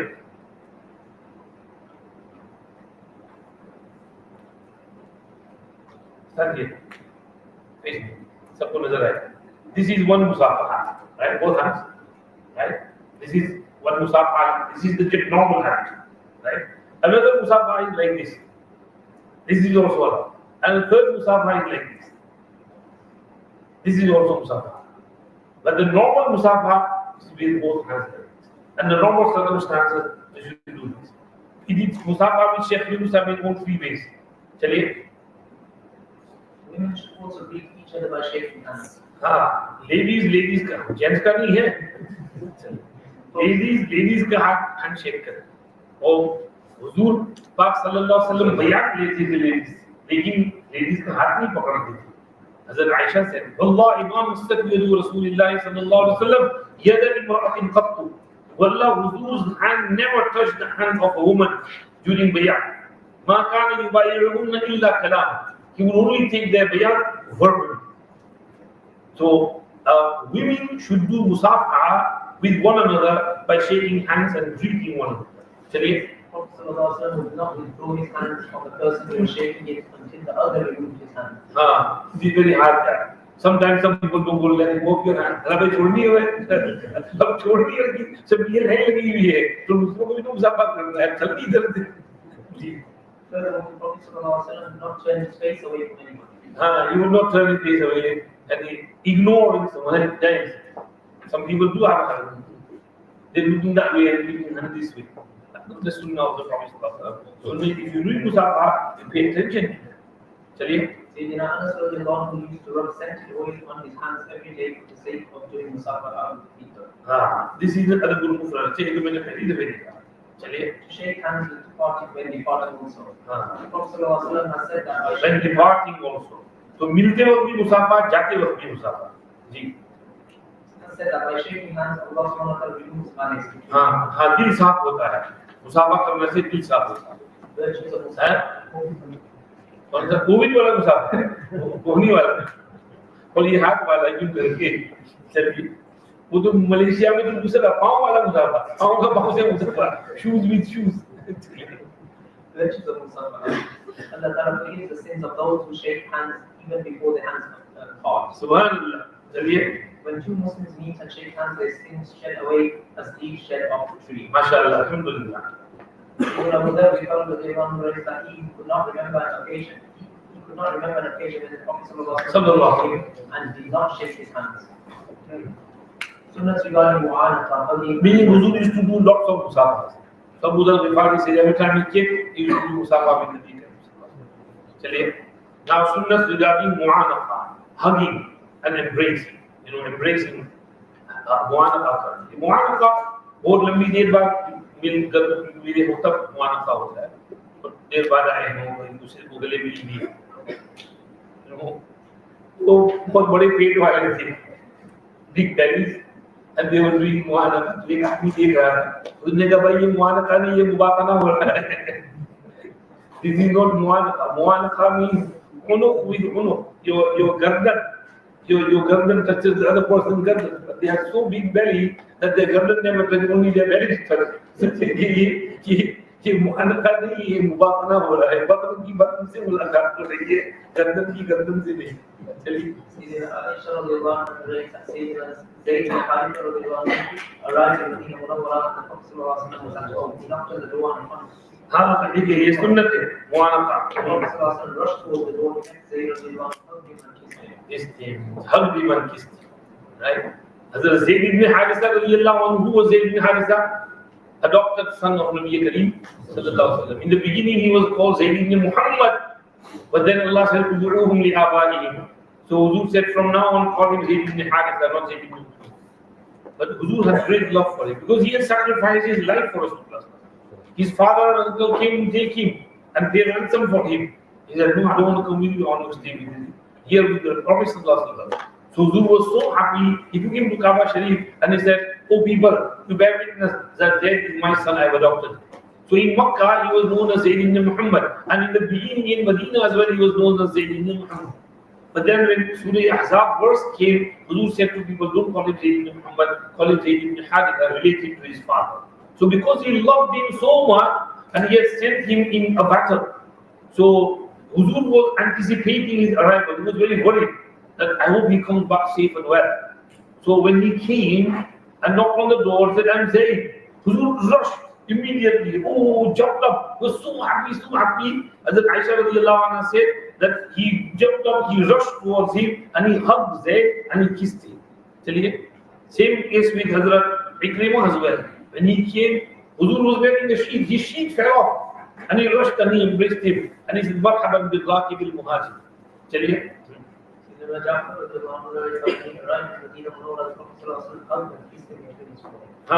Ja'far ibn Abi Talib, Ja'far Tayyar, the elder brother of Hazrat Ali. Companions used to shake hands when meeting one another, and when anyone returned from a journey, they would hug one another. Hug one another. अब यहाँ एक मसला आता है यार, hugging left side पे कि right side? अब 3 दफे कर लो तो कोई मसला ही नहीं। लेकिन एक दफे हो तो बाद लोग right side पे करते हैं, लेकिन हमने अपने मशाइख को left side पे कर देते हैं, इसलिए कि left side पे कल्ब है, तो left side पे करेंगे तो कल्ब से connect हो, तो इसलिए मशाइख को हमने left side पे कर दिया। चलिए, हाँ, छोटे बच्चों को गले लगाना, give me a huggy, तो बेचारे का हग करके, especially when at night they going home, तो हमारे बच्चों की नानी दादी जो है वो हर बच्चे को कहते come here, give me a huggy, सब बच्चे दौड़ते हैं, फिर अपनी दादी को किस करते हैं, हग करते हैं, फिर जाते हैं। कभी कभी मैं भी कर लेता हूँ, इधर आकर मैं बिना क्या कुछ किया है, मैं भी हग करूँ। चलिए। The beloved daughter of the Holy Prophet would visit him, he would stand up to receive her. He would take her by the hand, kiss her, and seat her where he sat. Sayyidina Fatima would do the same when the Prophet visited her. Chaliye. So to stand up, receive someone, show them some hospitality, embrace them. This is good. Chaliye. Shouldn't be cold in your approach.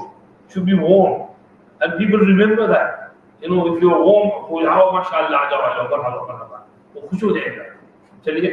Salama ibn Abdullah narrates that he kissed the Prophet ﷺ's blessed hand on the occasion when he pledged allegiance to him.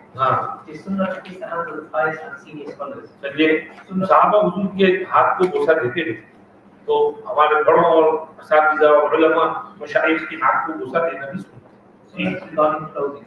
हाँ। O children of Adam, you have indeed sent clothing down to you so that you may conceal the private parts of your bodies as a means of beautification. Sayyidina Muhammad narrates that the clothing of the Prophet loved the most was the qameez, long shirt. हाँ, कमीज हजूर को बहुत पसंद था। ये हम लंबा shirt पहनते हैं, why? क्योंकि इसमें कपड़ा कम खर्च होता है और बदन अच्छी तरह ढक जाता है। It covers the body properly and less cloth is used.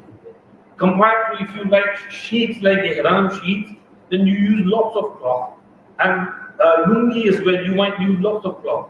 So pajama takes less cloth, qameez takes less cloth, and it covers the whole body. This is why Nabi Pak Sallallahu loved qameez.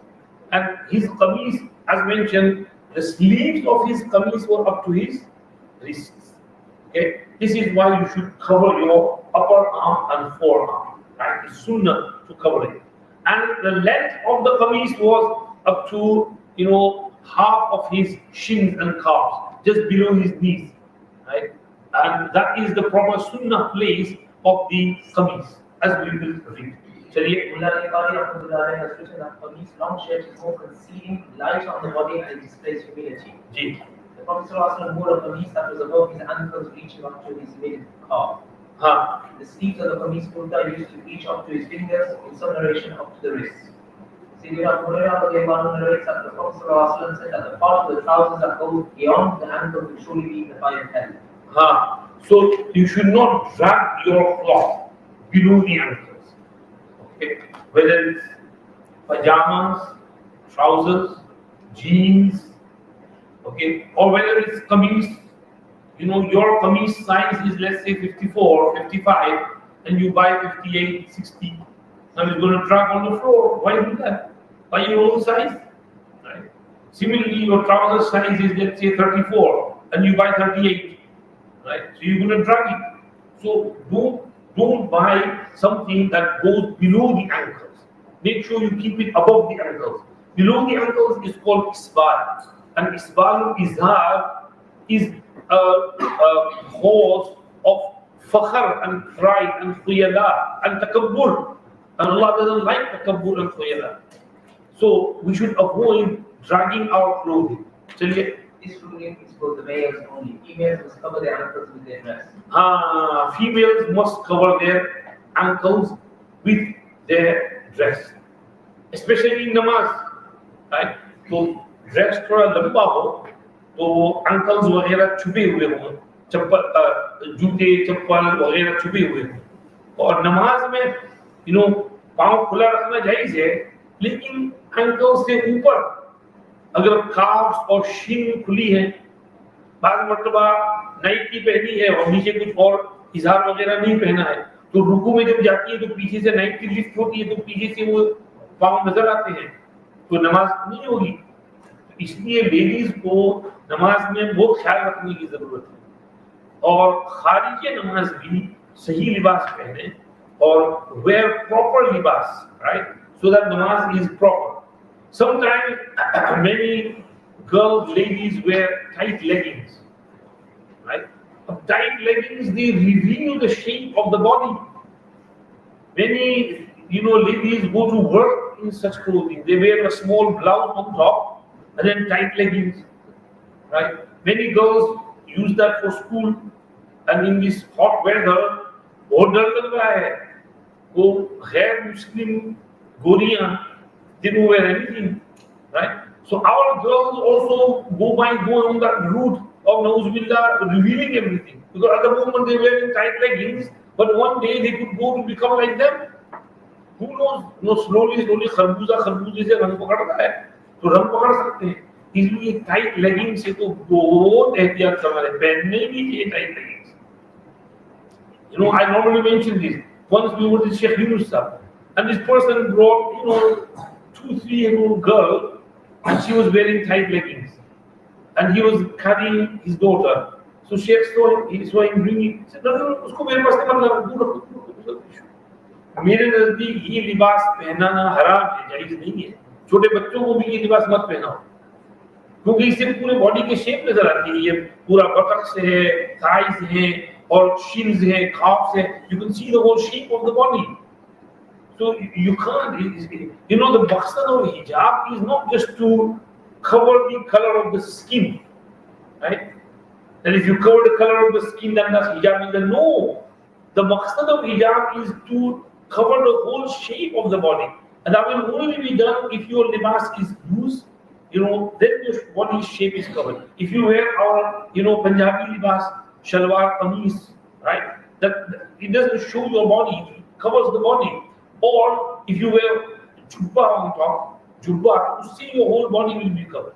In fact, in this day and age, I normally say girls should not wear tight leggings even in their homes in front of their parents.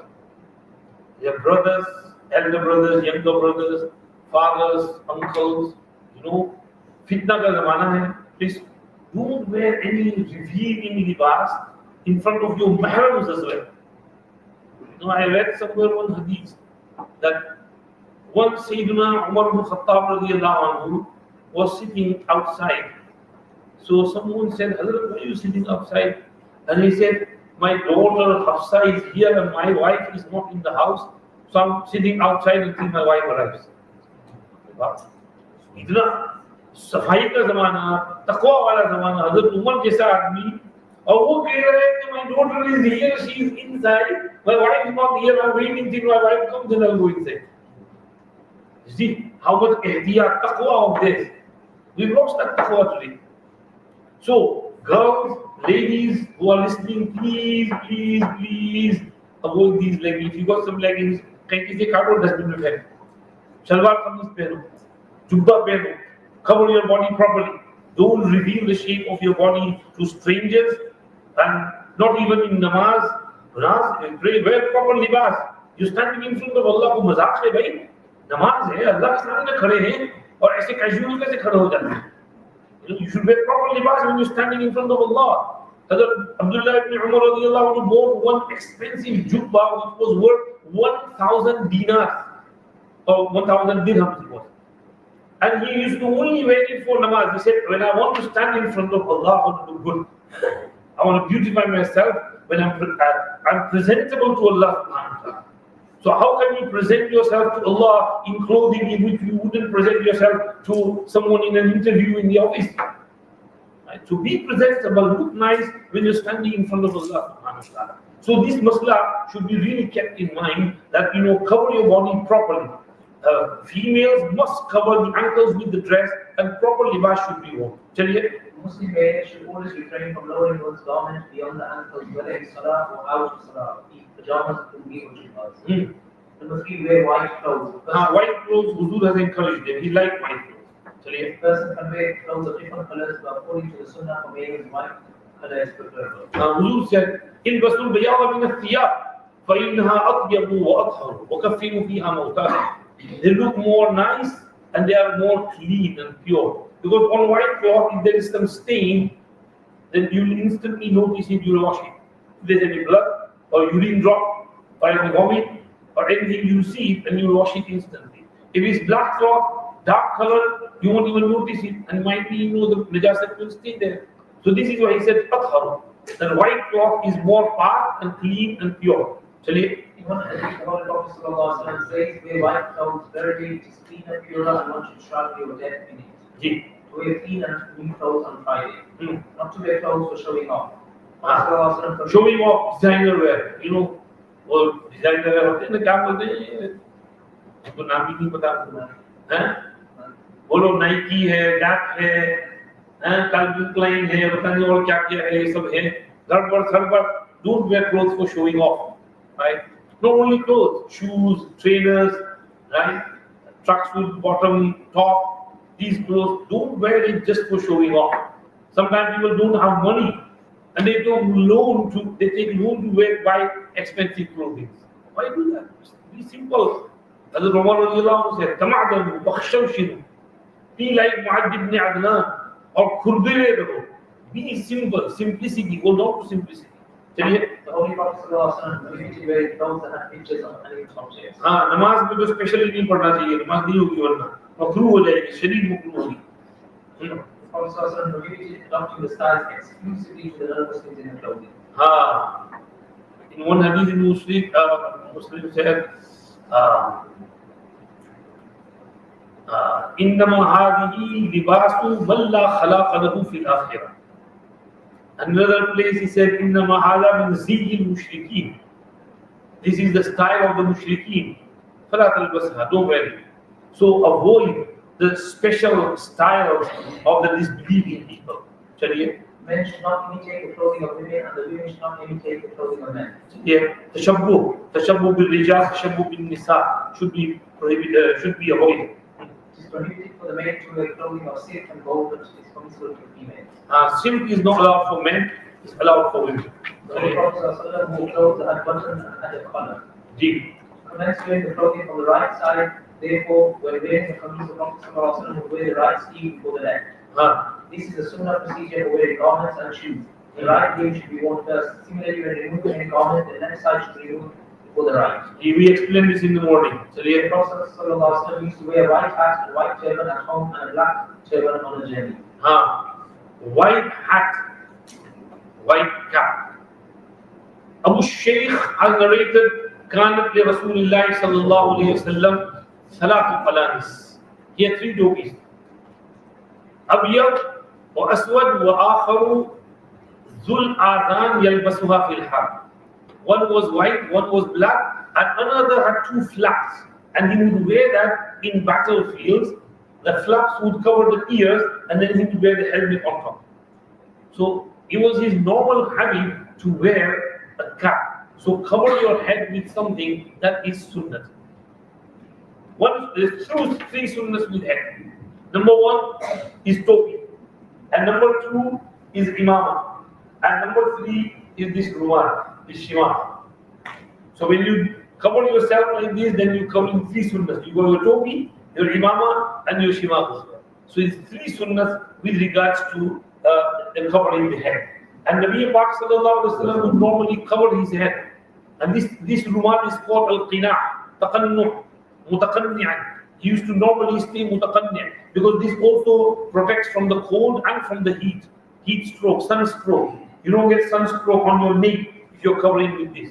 So it's sunnah to cover your head in these ways. Chaliye, it says over here, फिर से पढ़ो, टोपी. The Prophet ﷺ used to wear a white hat and a white turban. A white turban at home. And a black turban on a journey. Chaliye.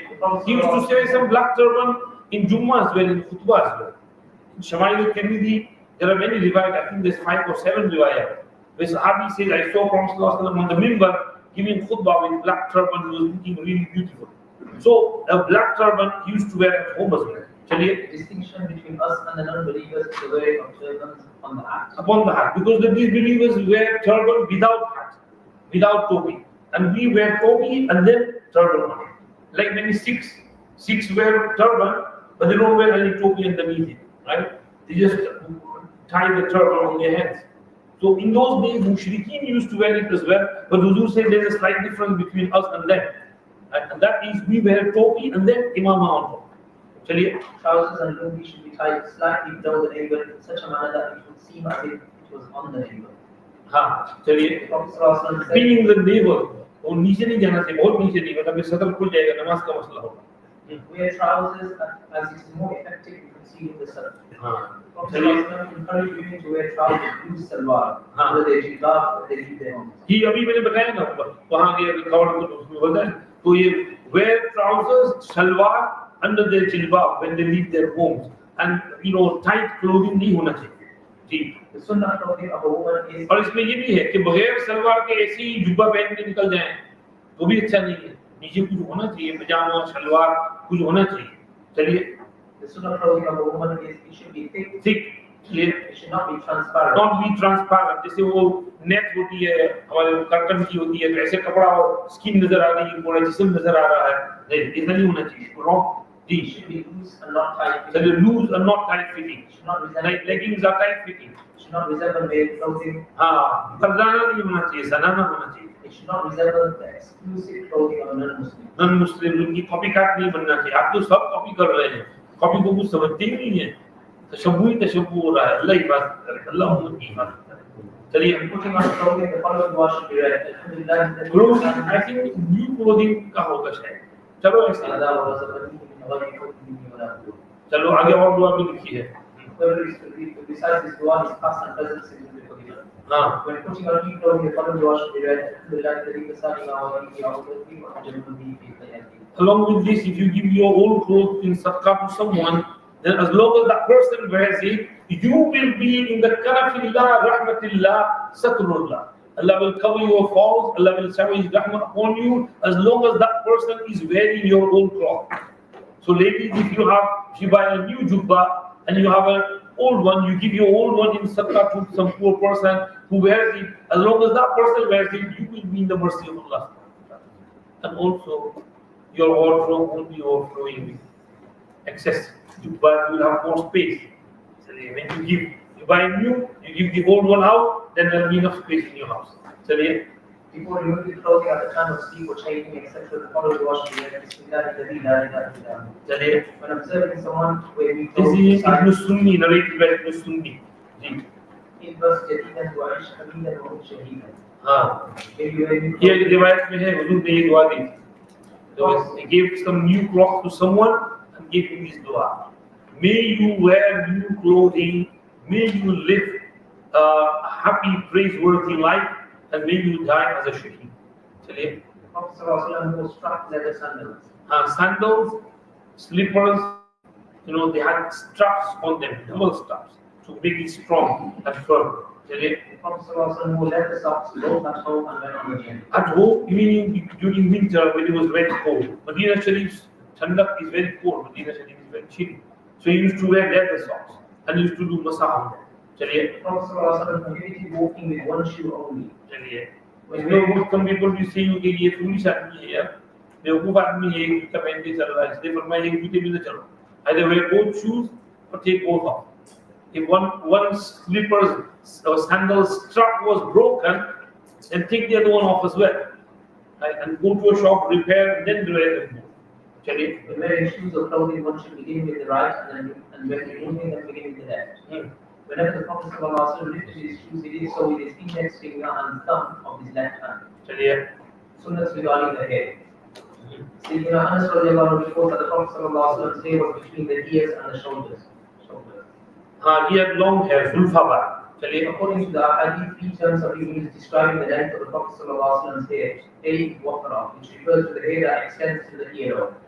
Now, B. Nimra, which refers to the hair that goes beyond the earlobe. And C. Jumma, which refers to the hair that extends to the shoulders. हाँ चलिए तो ये है तीन type के हैं वफरा लिम्मा जुम्मा वफरा up to the earlobe right limma below the earlobe and jumma which rests on the shoulders right but his hair would not go below that because that would become like women ladies and it shouldn't look like ladies so wafra limma and jumma up to the shoulders only okay after that leave Zulfa bar is sunnah. These days, people don't like zulfa bar. They have different hairstyles, nakkali, other people's copying, and wedge cut, and this cut, and that cut. There should be avoided. Footballers copy, the stars copy. We should avoid that. We should have sunnah hair like Nabi Pastor. Zulfa is good to have zulfa bar. The Prophet ﷺ's hair generally used to be between the earlobe and the shoulder. Between the earlobe and the shoulder, in the between somewhere. If it goes down, you would trim them. The differences in the hadith refer to the gradual growth or cutting of the hair. In other words, Wafra refers to the time when the hair was cut, and Jumma refers to the time when it had grown to its full length. When keeping long hair, it is preferable to have a party in the middle of the hair. Hadith mein maan dikhata, party in the middle of the head. Our beloved Prophet ﷺ would not let his hair extend beyond the shoulders. When shaving the head, one should begin with the Right side shave first and then the left side. The entire right side should be shaved first, and thereafter one should commence shaving the left side. This is due to beginning all good things with the right side. The Prophet ﷺ said, "When God has a shaman, for you can move." He was hair should groom it. Groom it in an honor. If you have hair, then honor your hair. Meaning apply oil, make them, keep them nice, don't keep them scruffy, and comb them properly, and keep them neat and nice and good looking. Hence, it is recommended for one to keep his hair clean and groomed, especially if it is long. The Prophet ﷺ disliked untidiness in the keeping of the hair and beard. The Prophet ﷺ used to oil his hair very often. To prevent his hat and turban from staining, he had a special cloth that was used to prevent other garments from being stained. When you were applying lots of oil to the hair, you would have a cloth underneath, and then on it topi, and under topi imama. So the topi and the imama does not get stained, right? And the cloth, and that cloth would look like a tailor's cloth. A person who buys and sells oils, because all day he's pouring oil out and it splashes on his clothes, so his clothes are covered with oil. So that cloth which he would apply so much oil on his head that cloth would look like a tailor's cloth. When the Prophet ﷺ intended to put oil in his hair, he used to place the oil in his left palm, and with his fingers he would firstly apply a little portion of his oil onto his eyebrows, and then on the eyelids, and lastly on the head. This is in Kantul Umar. For children, it is preferred. So left हाथ में लिया oil, फिर ये right finger से थोड़ा यहाँ पर लगा दिया eyebrows के ऊपर, फिर थोड़ा ये eyelids के ऊपर लगा दिया, और फिर बाकी लेकर के सर के ऊपर कर दिया, मसाज कर दिया. बस आप अगर आयशा मसाज कर, his wife would massage his head. तो बीवी से मालिश कराने में गलत नहीं, सुन्नत. बीवी को आ जाओ सुन्नत अदा करो, जल्दी मालिश करो. For children, it is preferable not to keep long hair. Prophet ﷺ has prohibited the adding of hair extensions to one's own hair. लेकिन वो सुन्नत बहुत वेस्ट चल रही है, फिर आपको भी उसकी मालिश करना पड़ता है. चलिए. The Prophet ﷺ has prohibited the adding of hair extensions to one's own hair. The Prophet ﷺ used a mirror. adding extension नहीं करना चाहिए, मना है. चलिए. Use a mirror when combing his beard or hair. He used mirror, so you can use mirror when combing your beard and hair. The mustache should be trimmed so that the hair does not flow over the neck. उसके ऊपर नहीं आ जाना चाहिए. वो Einstein जैसे वो moustache नहीं हो जाना चाहिए. यहाँ होंठ क्लीन होना चाहिए. क्योंकि फिर खाएंगे पिएंगे, फिर you don't want your mustache to go in the food or the drink. So your lip should be clear from the hair.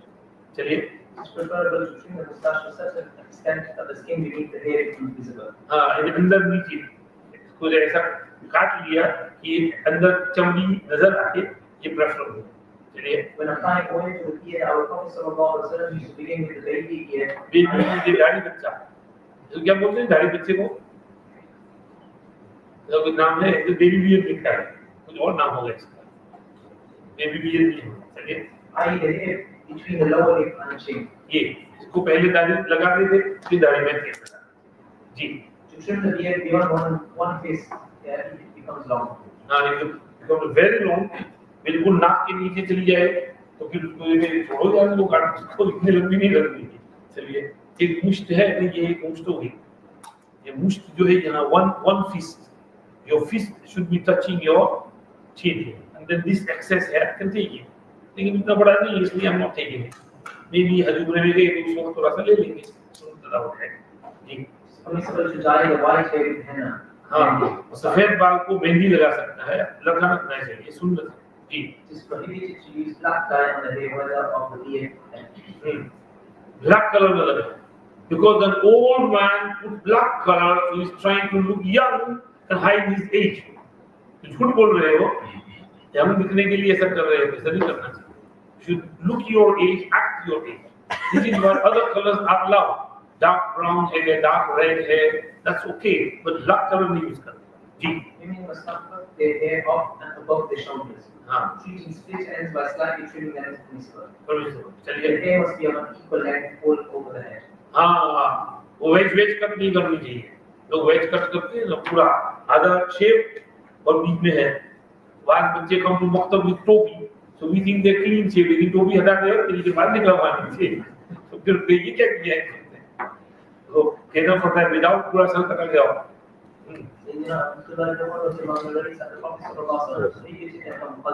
قزع قاف زا عين قزع said don't do قزع चलिए The narrator inquired about the meaning of the word and he was informed that qazak means to shave a portion of the hair and retain the rest. Imam Nawawi rahmatullahi has written that any hairstyle where the hair is partially shaved or shortened and the rest is maintained is categorized as qazak.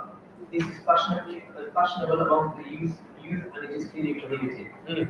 Note, on wearing a wig, Sayyidina Aisha radhiyallahu wig that the woman came to the Prophet sallallahu alaihi wasallam and informed him that the daughter was going to be married and on that day had patches on her hair due to falling hair. She asked the Prophet sallallahu alaihi wasallam if she would use the trimmed hair of another woman and join it to her daughter so that it would not seem awful. The Prophet sallallahu alaihi wasallam said, Allah has cursed the woman who joins hair to other people's hair and the one to whose others' hair is joined. Note, wigs or hair extensions made from human or pig's hair is not permitted.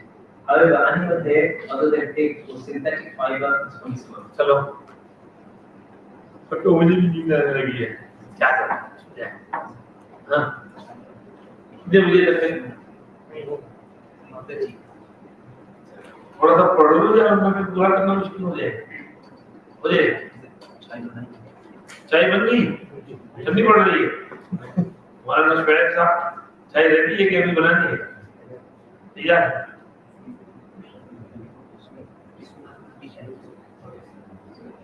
किधर है सुनना 113 okay भाई ये 113 खोलो जल्दी open page 113 he talks about sunnah foods and they're going to give you sunnah foods now तो इसको पहले पढ़ लेते हैं फिर सुन्नह फूड खा लेंगे जल्दी नहीं पढ़ो Foods eaten by our Prophet sallallahu alaihi wasallam. We know the list of those foods which our Prophet sallallahu alaihi wasallam mentioned of their benefits when he himself praised and liked. अच्छा ये तो मैंने उर्दू में पढ़ लिया था और ये तो वही है चलो those foods which our Prophet sallallahu alaihi wasallam ate whether once in his blessed lifetime was habit as follows: meat such as camel, cow, sheep, goat, chicken, rabbit, buck, bear, deer. ये सब भी खिलाओ Land, bird, and fish, whether dried in the sun or cooked without gravy.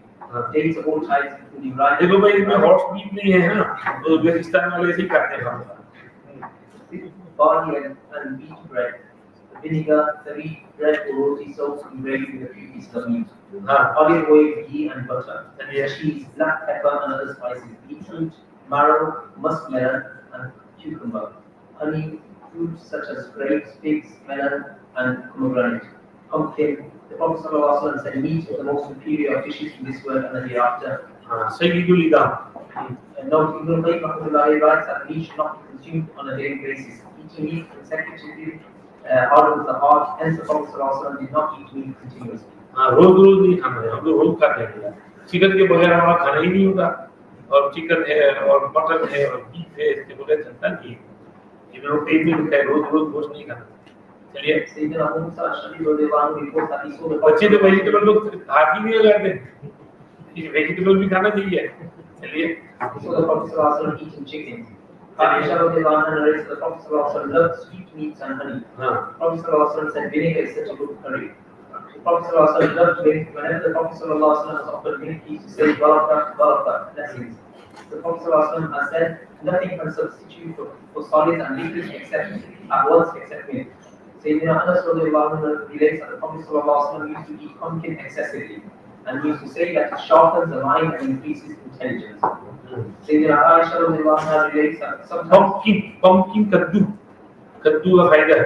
चलिए, sometimes a couple of months used to pass and no fire would be lit in the house of the Prophet ﷺ, as there was nothing to be cooked. She says that they used to survive on dates and water. Sayyidina Umar radiallahu anhu relates. One hadith says the house in which there are dates is not faqir. Umar radiallahu anhu relates that the Prophet ﷺ said, season your food with olive oil and anoint yourself with it, for it comes from a blessed tree. Sayyidina Ali radiallahu anhu narrates that the Prophet ﷺ said that we should eat pomegranate as it cleanses the stomach. The Prophet ﷺ enjoyed pomegranate यानी अनार खाओ, इससे पेट साफ होगा। The Prophet ﷺ enjoyed figs and said it is the most beneficial for the treatment of piles. Sayyidina Anas ibn Malik radiallahu anhu narrates that से बवासीर की तकलीफ दूर होगी। he saw the Prophet ﷺ eating dates and muskmelon together. Note, the reason for eating dates with muskmelon was because the muskmelon lacks sweetness. A more suitable reason is that eating the hot and cold fruit together maintains a balance in the body. एक गरम दूसरा ठंडा तो balance होता है। Sayyidina Abdullah ibn Ja'far radiallahu anhu narrates that the Prophet ﷺ would eat dates and cucumbers together. Note, this is as mentioned above could be to create balance and also to sweeten the taste of the cucumbers. Amongst the parts of the animal, the Prophet ﷺ liked the shoulder. The Prophet ﷺ praised the lean. Sayyidina Abdullah ibn Abbas radiallahu anhu narrates that Tariq was the most beloved of all foods to the Prophet ﷺ. Tariq is a dish where pieces of bread or salty meat that has been cooked with gravy. This food is easily digested and provides strength to the tongue. चलो हो गया। खाओ, सुनना कुछ खा लो। सुभान अल्लाह, ये इस पर तुम सुन रहे हो।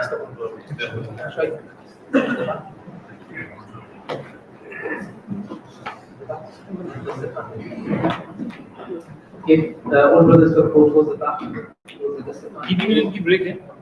15 minutes break है ना, quarter to 4 को वापस आ जाओ।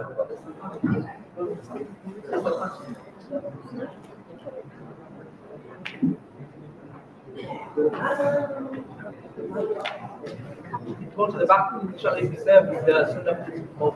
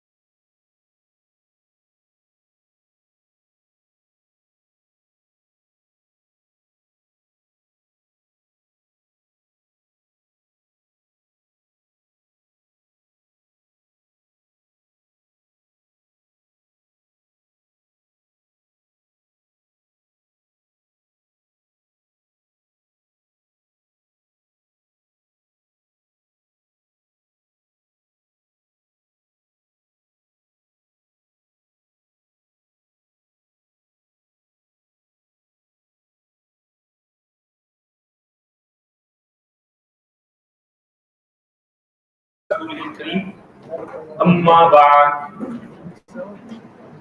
पेज 65 पर मौजूद है सुन्नत रिगार्डिंग द बियर्ड। दाढ़ी सुन्नत, सिर्फ सुन्नत नहीं, बात चीजें सुन्नत लेकिन वाजिब भी होती है।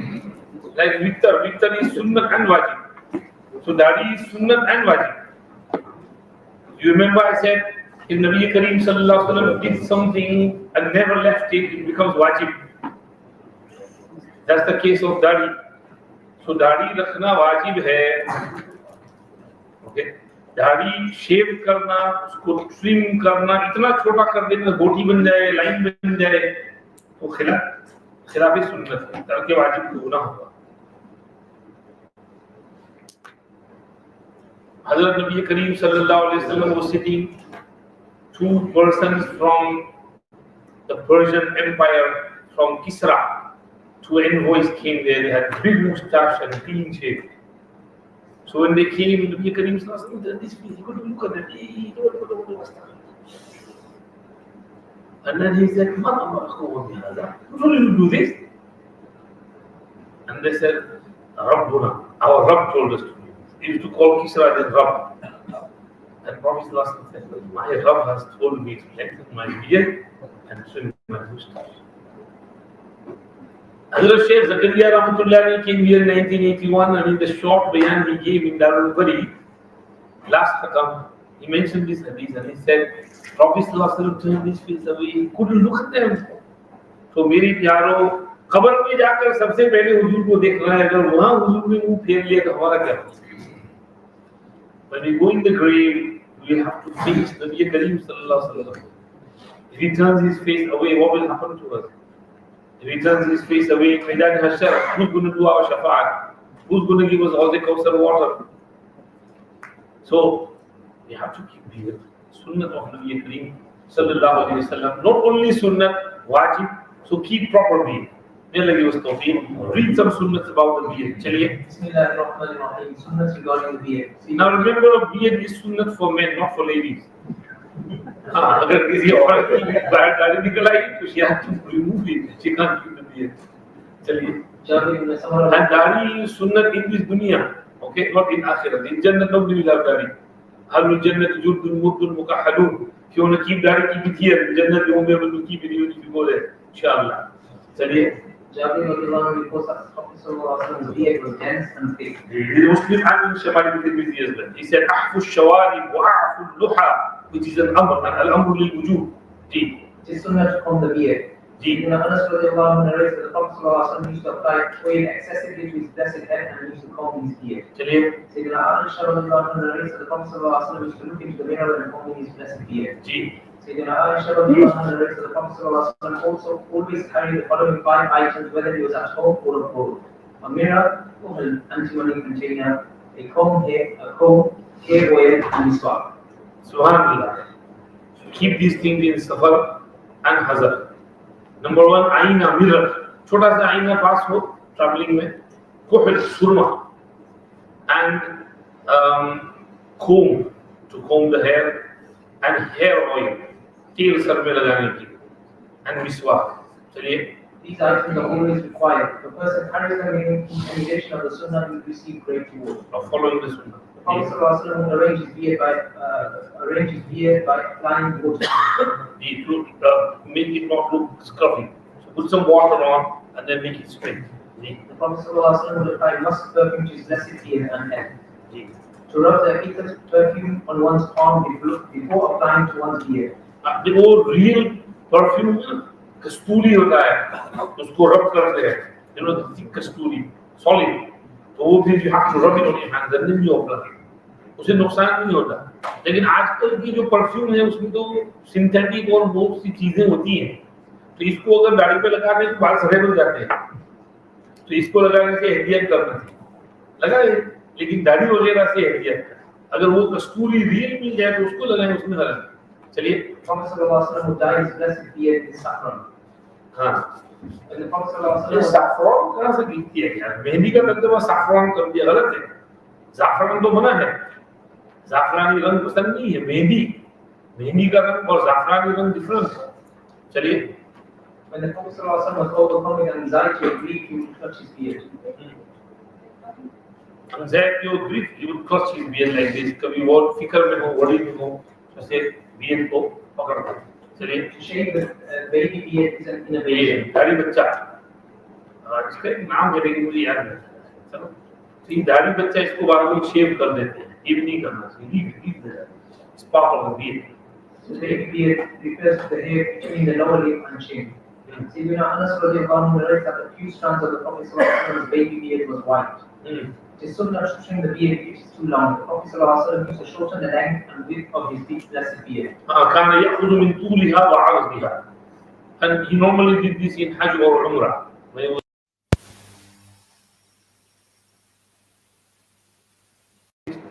from here side and then the end from here. So tool and arz, length and width to make it look nice and round. The minimum valid length of the beard is the equivalent of a fist. And a Fist, one fist. Come say come, it should be one fist. And that fist start from the bottom of your chin. Right? Don't do like this. It's coming here. ये तो मजाक हो जाएगी ना. ऐसे नहीं करने. कम से कम one fist पूरा one fist touch होनी चाहिए. Your fist, your fingers should be touching your beard. और उसके बाद जो बच जाए तो उसको आप ले सकते हैं इतना थोड़ा सा. चलिए. A beard that is shorter than this is invalid. It is mafruh to pluck white hair from one's beard or head. Prophet ﷺ said, do not remove white hair as it is a source of light for a believer. On the day of Qiyamah. If a Muslim's hair turns white, one good deed is recorded for him, one sin is forgiven, and Allah subhanahu wa ta'ala will raise his status. So some people, you know, when you have a little bit of white hair start appearing, so the little bit is doctor के फेंक देते हैं. ऐसे नहीं करना. आने दो. ये तो अल्लाह की तरफ से है. वो तो बढ़ने वाला है. इसको grow. How long you gonna keep करेंगे? चलिए. Ruling, all the prophets kept beards and none of them shaved it, nor did they keep fine stubble on their faces. All the imams and scholars of Islam unanimously regard the growing of a beard as wajib. The beard is an adornment for a man. Quran Sharif said, "Yabna umma la ta'khudh bi lihyati wa la bi ra'si." Musa alayhi salam, Harun alayhi salam said to Musa, "Please don't grab hold of my beard and my head." So Harun alayhi salam had a big beard. That's why Musa alayhi salam got hold of it. So Quran says beard is the sunnah of all the prophets. No Jews have committed a beard that is less than a fist length, which is haram to cut the beard and which is less than a fist length. Not having a goatee beard, a pencil line beard is not permissible. Sunnahs regarding the moustache. See, you know, Hurairah narrates that the Prophet ﷺ said 5 things are from fitrah nature: circumcision, shaving the pubic hair, trimming the moustache, clipping the nails, and removing the hair of armpits. To trim the circumcision खतना. Shaving the pubic hair सबके लिए, मर्द औरत सबके लिए. Trimming mustache जैसे अभी समझा दिया. Clipping nails ये सबके लिए सुन्नत. Removing hair of the armpits सबके लिए सुन्नत. चलिए. To trim the moustache, the Prophet ﷺ would trim the moustache very finely. Very finely. बहुत हल्की हल्की रखते हैं. बड़ी कुछ नहीं रखते. The hair of the moustache should not be allowed to reach the upper lip. It is preferable to trim the moustache to such an extent that the skin beneath the hair becomes visible. To trim the moustache before the Jumu'ah Salah. Islam has instructed us. Hajamat before Jumu'ah Salah. Hajamat कर लेनी चाहिए before Jumu'ah. Islam has instructed us to be the cleanest on Fridays. Hence, it is better to cut the moustache and nails on a Friday. However, if the need arises before a Friday, then one should not delay in carrying out these tasks. Warning: the Prophet ﷺ said, "Whoever does not remove pubic hair, trim the moustache, and cut the nails is not of us." The Prophet ﷺ is informing us that he is not a complete believer. Hence, by carrying out these acts, we are following the true spirit of Islam as well as keeping ourselves clean and tidy. Since this masala is being taught, you know, cutting the hair and trimming the nails and trimming the moustache, etc., one masala will come up very soon, in a few days' time. Zulhijjah starts, then you can't cut your nails or cut, you know, hair, so do it before that. And you will get, you know, WhatsApp text upon text bombarded by them, right? This is any Muslim, right? It's only mustahab desirable, it's not farad or wajib. So you are allowed to cut it after that, especially if the nails have grown and your moustache needs to be trimmed or your armpit or pubic hair needs to be cut, then you should do it, right?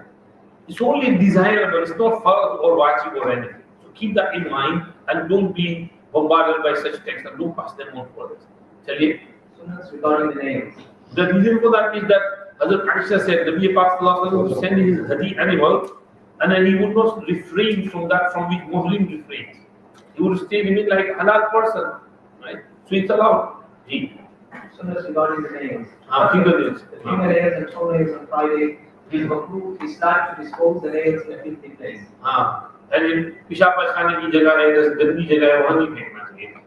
Tissue में रख करके dustbin में डालने अच्छा है. अगर किसी बरी करे तो मुस्तहब है. It is preferable to bury the nails. Note, one should be careful not to leave nails lying about as people utilize it for witchcraft purposes. Do not bite the nails. It is unhygienic and cause sickness and poverty.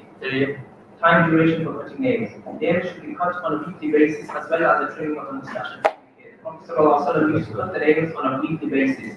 If one cannot clean the pubic hair weekly, it should be done once in 2 weeks and it should not be delayed beyond 40 days, as have been mentioned against this. 15 days is the average and 40 days is the maximum limit. Sunnahs regarding perfume. The Prophet ﷺ has stated 4 actions are from the noble habits of the Prophets: 1 to use miswak, 2 circumcision, 3 to apply perfume, and 4 nikah, marriage. Nikah bhi sunnat hai, nikah karna chahiye. Don't stay single. Celibacy is not an option. Ji. 1. The Prophet ﷺ would not refuse it as a gift. If he was given it, he would accept it.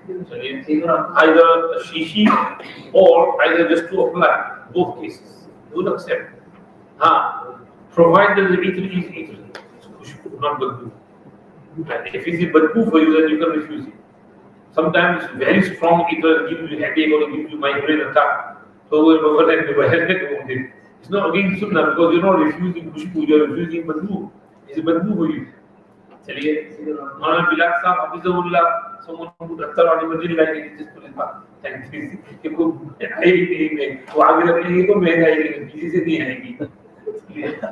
that's the one way of acting on the sunnah. Amal bhi ho gaya, khushbu ka refuse bhi nahi hua, aur so lag bhi gayi khushbu, badbu bhi nahi hai. Ji. The Prophet said 3 things should not be refused: pillow, milk, and evil. Ji. When you go to someone's house, someone offers you pillow, rest on this. So rest kar lo uske upar. Because pillow is nothing hard. And if someone gives you gift of a pillow, then accept because it's not very expensive, it's cheap. So accept pillow. He wouldn't refuse pillow. And milk is not expensive, it is not expensive, so he will accept it.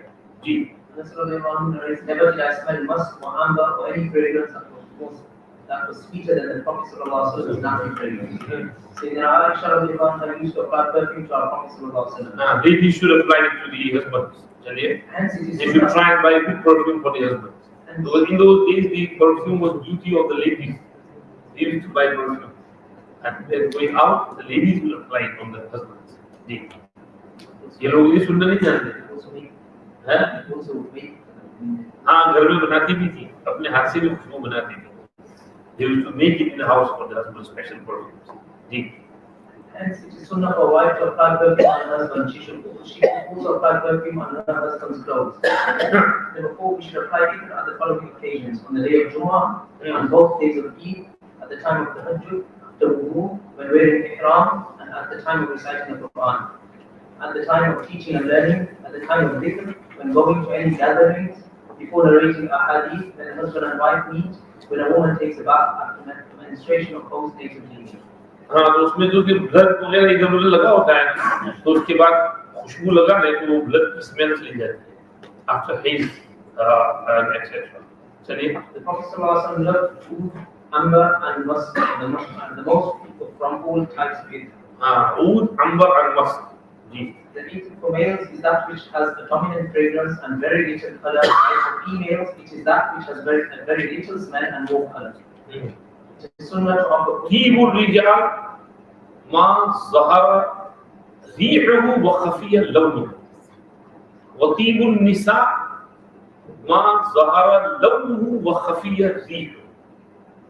So men should apply attar perfume but avoid color. White color is alright, a simple color, asmani color, badami color. But ladies, for them, they shouldn't apply perfume because perfume attracts. But they can wear color, whichever color they want. Blue, pink, red, whatever color. So they've been substituted with the color for the perfume. This is when going outside. But inside the house, they should apply perfume for the husband. No problem. तो घर में खुशबू लगाएं, बाहर जाते हुए न लगाएं। आज तो उल्टा हो रहा है, घर में कुछ भी नहीं लगाती, मैंने कुछ ऐसी सब्जी घूमती है, बाहर जाना हो तो बराबर बर्तन की खुशबू लगा के निकलती है।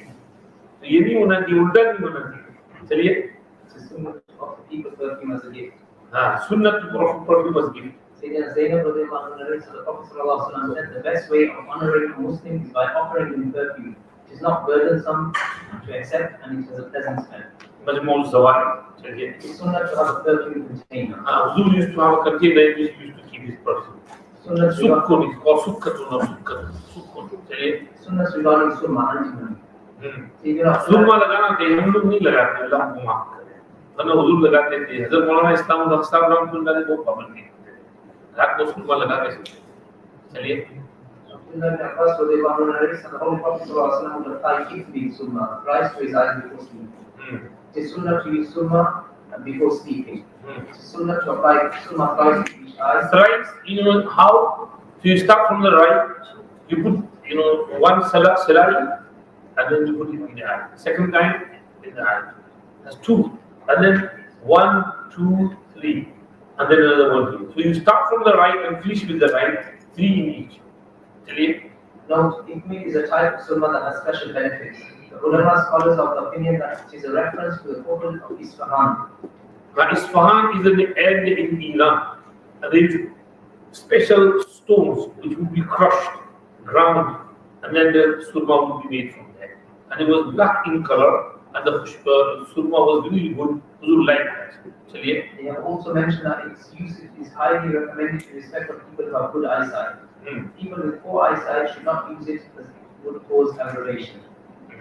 These sunnah of applying oil have been reported regarding the Prophet ﷺ, 3 strokes in each eye, 3 in the right and 2 strokes in the left eye, 2 in each eye and a third to both without dipping the stick for most of them.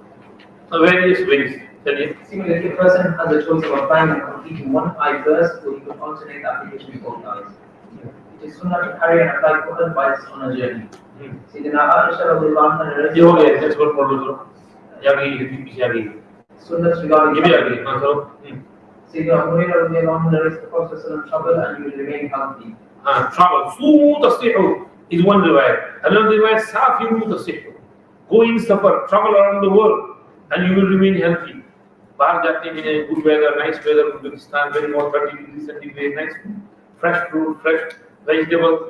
You go for Umrah, वहाँ जाते हैं, तो you will regain health. जब चलते हैं, दौड़ते हैं, भागते हैं, तो सेहत अच्छी होती है. चलिए. Traveling is a means of acquiring good health. Travel is a fraction of difficulty. At the same time, it's difficulty as well. سفر قطعة من العذاب يمنع أحدكم نومه وطعامه وشرابه. فإذا قضى أحدكم نهوته من وجهه فليعجل إلى أهله. When you finish your need, come back quickly.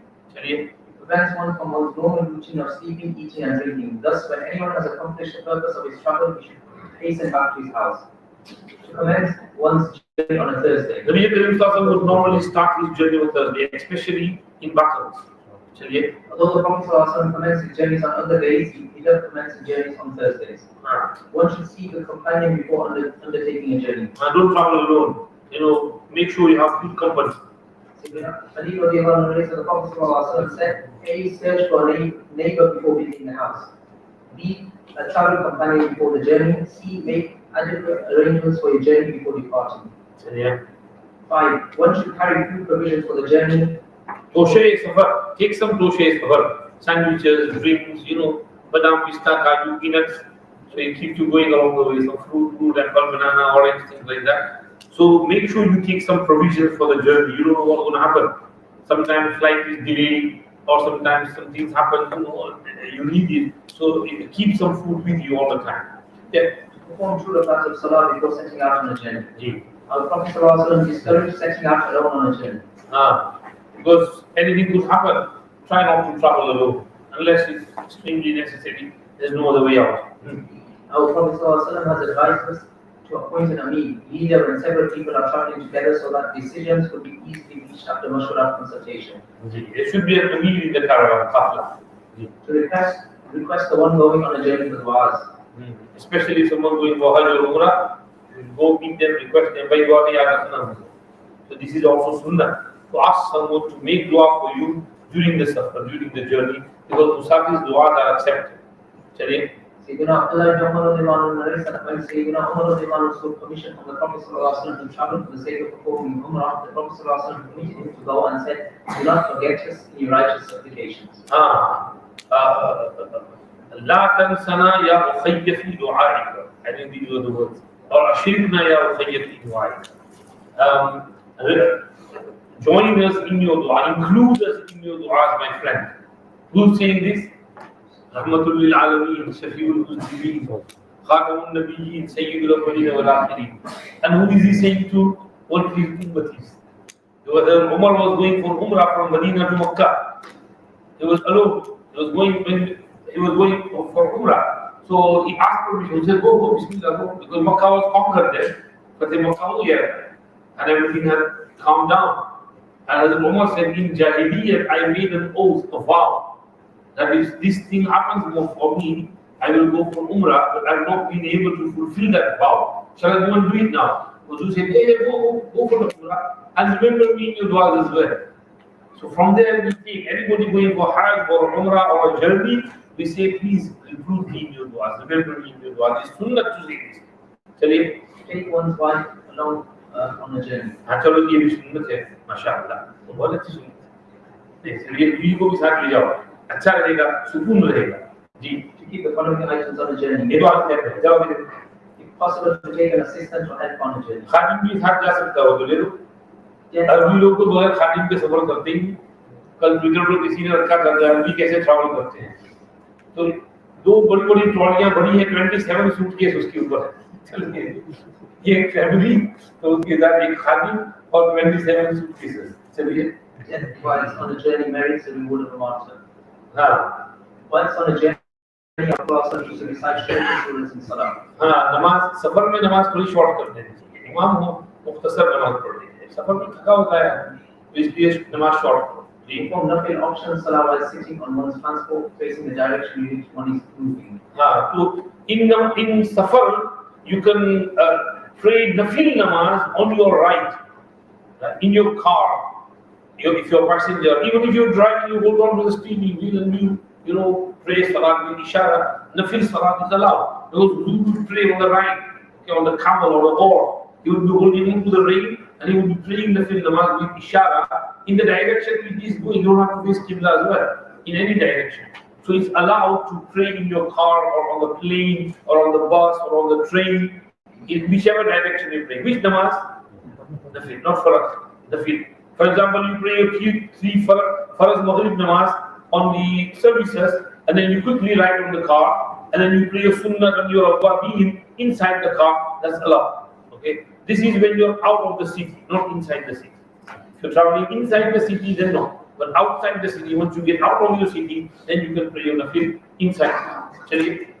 16. To fast and not to fast on a journey is also sunnah. 17. To help and assist one's companions whilst on a journey cannot be surpassed by any action save shahadat.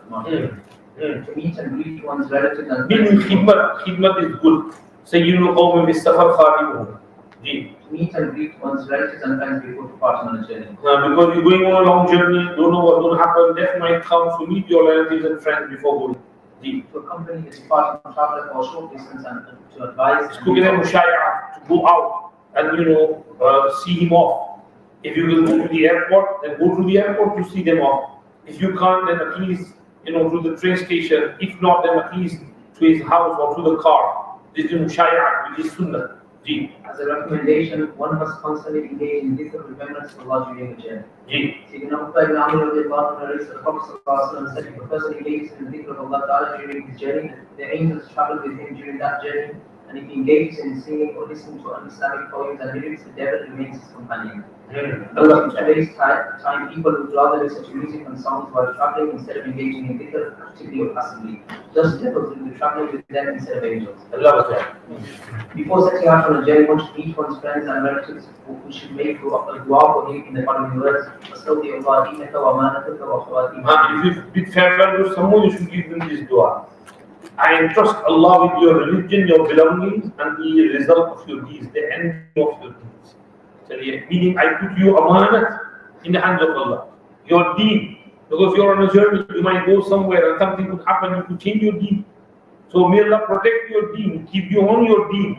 And I put your deen and your amanah in the hands of Allah, and your final a'mal in the hands of Allah. Death comes to you, may you die with kalma iman during your journey. Chaliye. When leaving home, on the commencement of a journey, one should read the following dua. Bismillahir Rahmanir Rahim. Inna na'udhu bika min an nazilla wa nudhif wa nadhima wa nudhima wa najhala wa Chaliye, you have seen the dua before. when one goes at a vehicle, one should read Bismillah. When one seats it, one should read Alhamdulillah. Thereafter, one should read the following dua.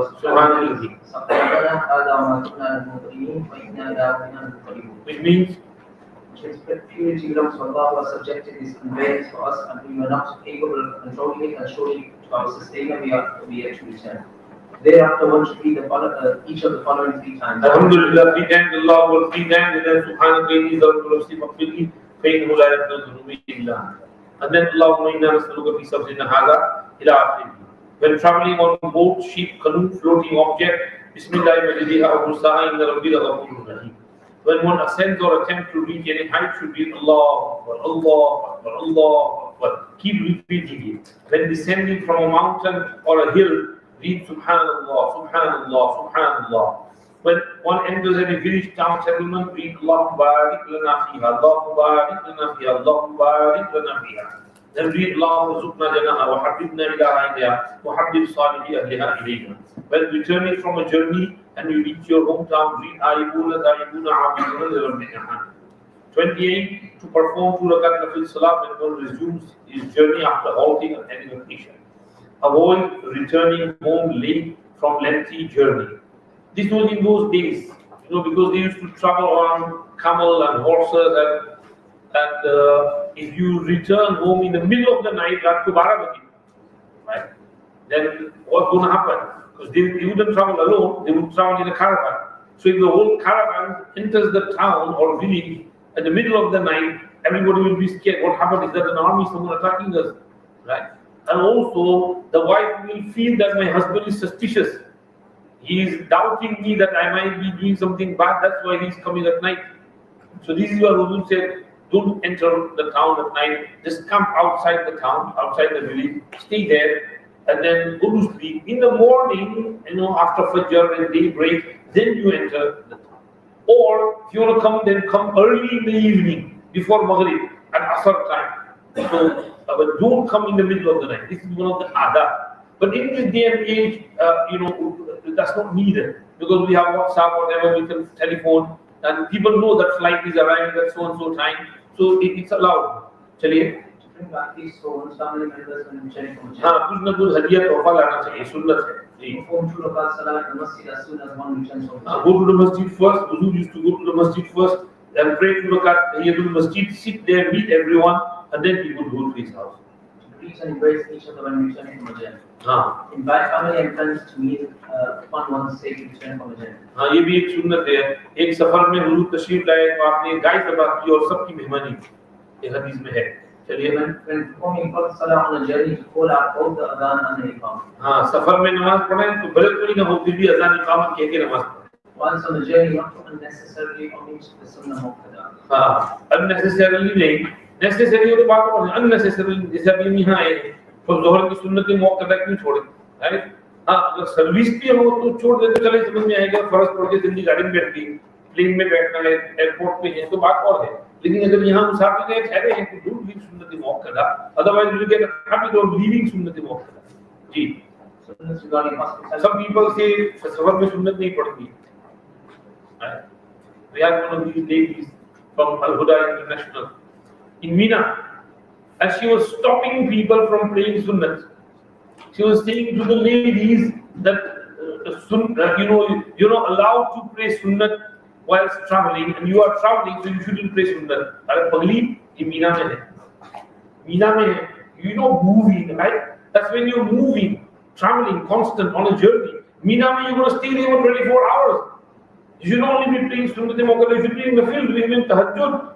Without people to pray tahajjud, salatul tasbih, nawafil, awwabin, ishraq, chash, because you're doing nothing, you're sitting there. How can you stop people from praying sunnah? So one of the ladies came and asked me, I said, don't listen to her, you pray your sunnah. ये पागल कहीं कैसे अजीब अजीब मसले फाड़ते रहते हैं, कच्चे कच्चे. तो इसलिए ये सुन्नत मुअक्कदा, don't leave it unnecessarily. They say you can't pray sunnah because Ibn Umar said, لو كنت مسبحا لأتممت. But is that hadith or is it Ibn Umar saying? Tell me. Huzur said it or Ibn Umar said it? Ibn Umar said, Ibn Umar is a Sahabi, right? But what did Huzur do? Did he pray his 2 rakat sunnat Fajr and he missed his Fajr or not? Do you remember that hadith? He was on a journey, they overslept at night, they missed their Fajr, became Qaza. That Laylatul Ta'ris, right? So Prophet ﷺ said, oh, the shaitan overcame us and he made us sleep for 2 hours all that Fajr time. They all woke up and it was sunrise and it was heated hot. So Huzur said, move from here, travel, let's travel. And they traveled a little bit and then they camped and then we performed wudu and then we told Bilal to call out Azan. He prayed 2 rakat sunnah and then he led 2 rakat faraz jamaat for all those who had missed it. So he did pray sunnah in Safar over there. How can you say sunnah in Safar is not allowed? This hadith in Sahih Bukhari. Right? So then they will make some excuse. Oh, it's about Fajr sunnah, that's different. You take that out from your own pocket. Sunnahs are all sunnah muakkada. So the hadith is enough as dalil for the other sunnahs as well. So in Safar, you should pray your sunnah muakkada when you're able to do so. It's only when there is, you are ill, sick, unwell, traveling, you have to board the plane or ship or car or coach or train, then you read your sunnah, just pray to for us and go right on the bus, that's different. But when you're at some place for 2 days, 3 days, 4 days, 5 days, you're in Mina, Arfat, Muzdalifah, you should pray your sunnah. You get the difference, understand the difference between them. One is Halatul Sayyid, the other is Halatul Iqamah. So Halatul Sayyid, you might get some flexibility leeway, but Halatul Iqamah, you shouldn't let the sunnah go. You must pray the sunnah muakkada. You get it? Over here in Laylatul Ta'liq, it was Halatul Sayyid, and Huzur still prayed sunnah muakkada for 2 rakat sunnah Fajr. Chaliye? Sunnah regarding hospitality towards guests. The Prophet said, a person who believes in Allah Ta'ala and in the last day should honor his guests. मेहमान की मेहमानी करो. ऐसा नहीं कि मेहमान आके घर में बैठा रहे 1 घंटा बातें करें जब जाने लगे तो आप चाय पिएंगे. अरे बैठा था चलिए अजीब लोग यहाँ कंफ्यूज हो गए लोग. Very stingy people. They don't ask you for anything. When you leaving, you putting your shoes on, फिर पूछते कि मौसम चाय पिएंगे. नहीं, वो जैसे ही मेहमान आए तो फौरन नाश्ता आ जाना चाहिए, चाय आ जानी चाहिए. इब्राहिम अलैहिस्सलाम के यहाँ फरिश्ते मेहमान आए थे ना, तो फौरन भुना हुआ गोश्त आ गया, खाओ. तो ये पूछने की जरूरत नहीं है. अल्लामा खालिद महमूद साहब कहेंगे, उनको पूछा हजरत आप गर्म पिएंगे ठंडा पिएंगे? खालिद महमूद साहब से ये या क्या होता है? पहले ठंडा पिएंगे फिर गर्म पिएंगे. ये या नहीं होता है, पहले ठंडा या गर्म नहीं, पहले ठंडा फिर गर्म. चलिए वेलकम द गेस्ट. बराबर मेहमानी करो उनको, वेलकम करो जी. Fulfill the rights of the guest. हाँ, हक अदा करो उसका जी. Personally entertain and serve the guest. खुद उसकी खिदमत करना जैसे इब्राहिम अलैहिस्सलाम ने की जी. To bid farewell to the guest up to the door. When he's going, then lead him to the door as far as you can take, or maybe to his car if he's someone special or star or teacher, sheikh ji. A guest should be entertained and shown hospitality for a period of 3 days. If someone comes to your house by mehman, then 3 days. कम से कम minimum 3 days. Beyond the 3-day period would be considered as charity. Special meals and hospitality should be given for at least the first day. पहले दिन जरा बिरयानी खिलाओ, अच्छे खाने खिलाओ. दूसरे दिन से फिर दाल चावल से नहीं खिलाओ. Guest should not inconvenience his house by own saying. Prophet ﷺ has encouraged eating with the guests. If you are a guest at someone's place, तो उसके घर जाके पड़ाव नहीं डाल देते हैं. वरना फिर मिर्जा मजहर जाना रहमतुल्लाह अलैह. One mehman came to his house and Hazrat showed him hospitality, fed him, drink everything, chai, wine, nasta, some food. And he was still sleeping, he wasn't going. So Hazrat stood up and took his slipper and he was going out. So the man said, where are you going? Because I'm going, this house is yours now. If you are the owner of the house, I'm going out. He said, sorry, I'm going. Prophet ﷺ has encouraged eating with the guest as the guest may be uncomfortable eating alone. Eat with the guest. Don't let him eat alone. It's the responsibility of all the Muslims in general to take care of the visits that comes at night. तुम्हारे महल्ले में कोई आए तो उसकी खैर खैरियत पूछो, खिलाओ पिलाओ. मस्जिद में कोई मौलाना साहब आए हो, तबलीग जमात आई हो, चंदे के लिए आए हो कोई, तो उनकी मेहमानी करो, खिलाओ पिलाओ, अपने घर ले जाओ. कुछ नहीं है तो एक अंडा फ्राई करके खिला दो, रोस्ट खिला दो. जी This means that the passerby who has not come as a guest to any specific person but is to stay at any place due to nightfall is the responsibility of all the Muslims of that locality. Ji The guest is a gift from Allah Ta'ala when he comes he brings his own sustenance and when he leaves the family that hosted him is given. It brings forgiveness to you. Ji The noble habit of Sayyidina Ibrahim alayhi salam was that he would never eat a meal without a guest. Sometimes he would walk for a long distance in search for a guest to join him in the meal. One will not have to answer for 3 types of food. A, that which is eaten at the time of iftar, i.e. at the time of breaking the fast. B, that which is eaten at the time of suhoor, i.e. pre-dawn when beginning the fast. C, the food which is provided for one's Muslim guests. One should not see the visitor off without arranging for his breakfast. मतलब खुद में कुछ नाश्ता करा ले जाना चाहिए. This means that providing breakfast is also necessary upon the host to accommodate the guest for the night. Sunnahs regarding invitations. Sayyidina Anas radiallahu anhu reports that once a tailor prepared meals and invited the Prophet sallallahu alaihi wasallam, Sayyidina Anas radiallahu anhu says that he accompanied the Prophet sallallahu alaihi wasallam. The Prophet sallallahu alaihi wasallam encouraged accepting the invitations even if he partaking in a cheap dish. Whosoever does not accept an invitation has disobeyed Allah and His Messenger sallallahu alaihi wasallam. If someone invites you, don't refuse for no reason. Oh, it's good. Note the above hadith applies only when the Hamid Hasan Memi साहब ने हमको दावत की शाम के खाने. तो हम जाएंगे उनके यहाँ सब आ रहे हैं. उनका घर बड़े से यहाँ का ऊपर जाएगा. Only when the invitation conforms to the sunnah and it is based on sincerity. When the objective is to show off or boast or to receive something in return or un-Islamic things are going to take place, then it would be permissible and in certain cases obligatory to decline the invitation. Sometimes वलीमे में इसमें उसमें खाना बनाना नाच गाने वालियाँ होती हैं, dance होता है, ऐसे में नहीं जाना चाहिए. अगर ऐसा है कि हम गड़बड़ होगी तो रिफ्यूज कर देंगे. सॉरी हमारे यहाँ तो गड़बड़ है. पहले तो पता चल जाएगा ना बात मरतबा कि हम गड़बड़ है इस दावत में. ऐसी दावत में होंगे तो सच दावत where there is un-Islamic things, dancing, songs, etc. Prophet said, if you are invited to meet, accept the invitation. Thereafter, you have a choice of eating or not eating. Ji. If one cannot eat when invited, i.e. due to fasting, then one should at least make dua for the host. हाँ, ये go and sit. अंजे में तेरा रोजा है, मुझे रोजा ना थोड़ा और बच्चा है. ठीक, बैठो आप दूसरे खा रहे हैं, आप दुआ करो उसके लिए. अल्लाह आपको बरकत नसीब करे. The meal is not to one's liking, even then not to eat, but rather displaying patience. Ji. One receives 2 invitations from for the same time. He should accept the invitation of the one whose door home is nearer. हाँ.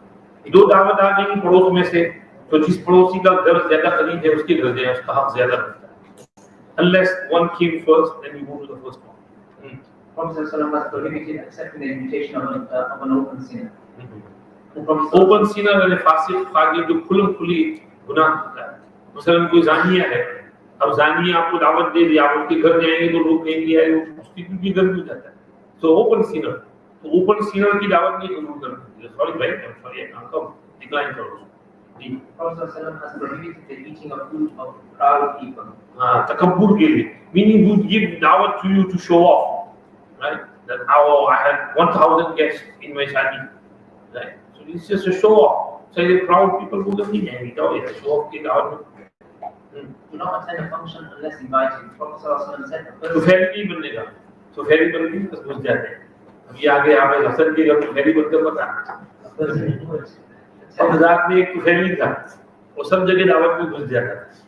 वो उसको पूछे अबे क्योंकि दावत है, क्यों तेरे बाकी घर दावत है, क्योंकि मुझे भूखा नहीं अपना काम कर दूँ और मुझे कुछ देर पड़ा. तो ऊपर लेने के देने पड़ जाते, बड़ा चालाक था वो. सब दावत में घुस जाता. तो इसको तुफैली कहते, उसका नाम तुफैल था, इसलिए इसका नाम तुफैली है. चलिए. Prophet said, a person who attends a function without being invited attends as a thief and leaves as a looter. Because thief comes secretly and looter comes openly. So when he came in, he sneaked in. But once he had his food, बराबर खाना वाला मजे से खाया, खाती दुकान आ गई, फिर जाके निकल रहा है. अब कोई रोकने वाला नहीं है. तो इसलिए मैं चोर बन के आया और डाकू बन के निकला. One should not participate in return if one notices any unstable practice. One should not participate and he should return if he notices un-Islamic practice. Imam Nawawi writes that if one of the following occur, a person will be discouraged from attending. A person doubts if the food or the earning of the one inviting is halal or not. शक हो गया कि हलाल खाना या हराम का है. If only the rich are invited. If open sinners and shameless people will be present in the gathering. Ah. If the invitation is for name and fame, it is a function where evil practices or un-Islamic acts will take place. Ah. Wine will be served even if one is not going to drink. People will be made to sit on silk sheets. Unnecessary photography will take place. Gold or silver utensils will be used. Feeding others is so superior in the eyes of Allah that He boasts in front of the angels about those who feed others. After partaking in the meal to perform salah and make dua for blessings for the host. After eating iftar at a host's place to supplicate for him in the May the fasting people break their fast with you, and the pious eat your food, and angels pray for blessings upon you. Also the following dua should be read. Regarding gifts. Hadiya. Rasulullah said in the Hadith of Bukhari, لا تحقرن جاركم لجارتها ولو فرسن شاة. Do not belittle any gift for your neighbor, even if it's the hoof of a goat. Now the hoof does not have any meat on it. So if you only have the hoof to give to your neighbor, who will still give it? Don't think it's so minor, so minimal, so small. How can I give this? Give him any gift. So when that thought comes in your heart and mind, कि चलो मैं ये gift इनको दे दूँ, give it straight away. Don't belittle it. उसमें भी सवाल है. और जिसको दिया जाएगा, the one who is given, they should not belittle it either. They should tell at least they thought about me. Is the thought that counts. That's what they say in British language. Is the thought that counts. So they thought about you. So be grateful, be appreciative. It works both ways, both meanings of the hadith. So giving gifts is something good. Huzur used to accept gifts and used to give something in return as well. Sayyidina Aisha narrates the Prophet used to accept gifts and give us something in return as well. Both to give and receive gifts is sunnah. Giving and taking gifts increases mutual love and removes malice. Any gift received without asking or having an anticipation, secret desire for it should be accepted and not returned. It informs us that if any individual is given any gift without having yearned for it or asking for it, he should accept it. This is called ishraf. If it comes without ishraf al-nafs or without su'al and begging, then accept it. When giving gifts to one's children, it is preferable mustahab to give all the children equally. Preferable mustahab. You can't prefer one child over the other if there is more pressing need. For example, he is more in need, he is disabled, he requires more attention, or he has more children, family, the other one is single, and so you can give the family one more than the single one. So if there is a reason for preference, okay. Otherwise, you should treat all children equally. Gifts should be given in secrecy. However, it is preferable for the recipient to mention the gift to others. The Prophet ﷺ has said that to take back the gift is like a dog licking it from it. Meaning you give this gift to someone, and then after a few days, oh, give my pet back. So if you ask for your gift back, then it's like the dog, vomiting and then licking its vomit back. Meaning it's abhorrent, it's disliked, it's bad. So if you give something to someone, don't ask back. To inquire from one bringing anything, whether it is a gift or sadaqah. Inquire from one bringing anything, whether it is a gift or sadaqah, is sunnah. I think this was sunnah for Nabi Sallallahu Alaihi Wasallam, not for us. Because he was not allowed sadaqah, he was allowed gift. So he would inquire. For us, both equal. Maybe it's for Sayyid Sadat Kiram. Prophet used to give the sadaqah away to the deserving Sahaba. However, the Prophet gave from the gifts. Exchanging of good gifts is a source of increasing one's sustenance. The Prophet advised that one should add water to the gravy, as this will enable one to help one's poor neighbors. Put more shorba and send some to the neighbors as well. This is in the hadith of Muzar. إذا طبخت ورقة فأكثر معها وتعاهد جيرانك. A gift is a sustenance from Allah Ta'ala. Whoever is given a gift should accept it and replace it with a better one. Give something in return. To give cash as a gift is also established from the Sunnah. It is permissible to send young children. Said that there are 3 stages of dawah. Right? One is you invite someone to your house to eat, and the other is you send food to their house, and the third is you give them cash so they can buy whatever food they want. Right? Sometimes you practice on first, sometimes second, sometimes the third. The third one is better. So you can eat whatever you want. It's possible to send young children to pass gifts to others. The Prophet ﷺ accepted gifts from female companions. The Prophet Sahaba, female Sahabiyat भी gift दे दी, हुजूर कबूल फरमाए. जी. The Prophet ﷺ advised us to accept gifts which is low quality, example, foot of a goat. Not to accept any gift due to a valid Shari'i reason is allowed, example, refusing due to fasting. I can't eat because I'm fasting. Ji. To give the bride and groom gifts. शादी में सुन्नत. To give one's non-Muslim relatives gifts. Even if they're not Muslim, but giving them some gifts is sunnah.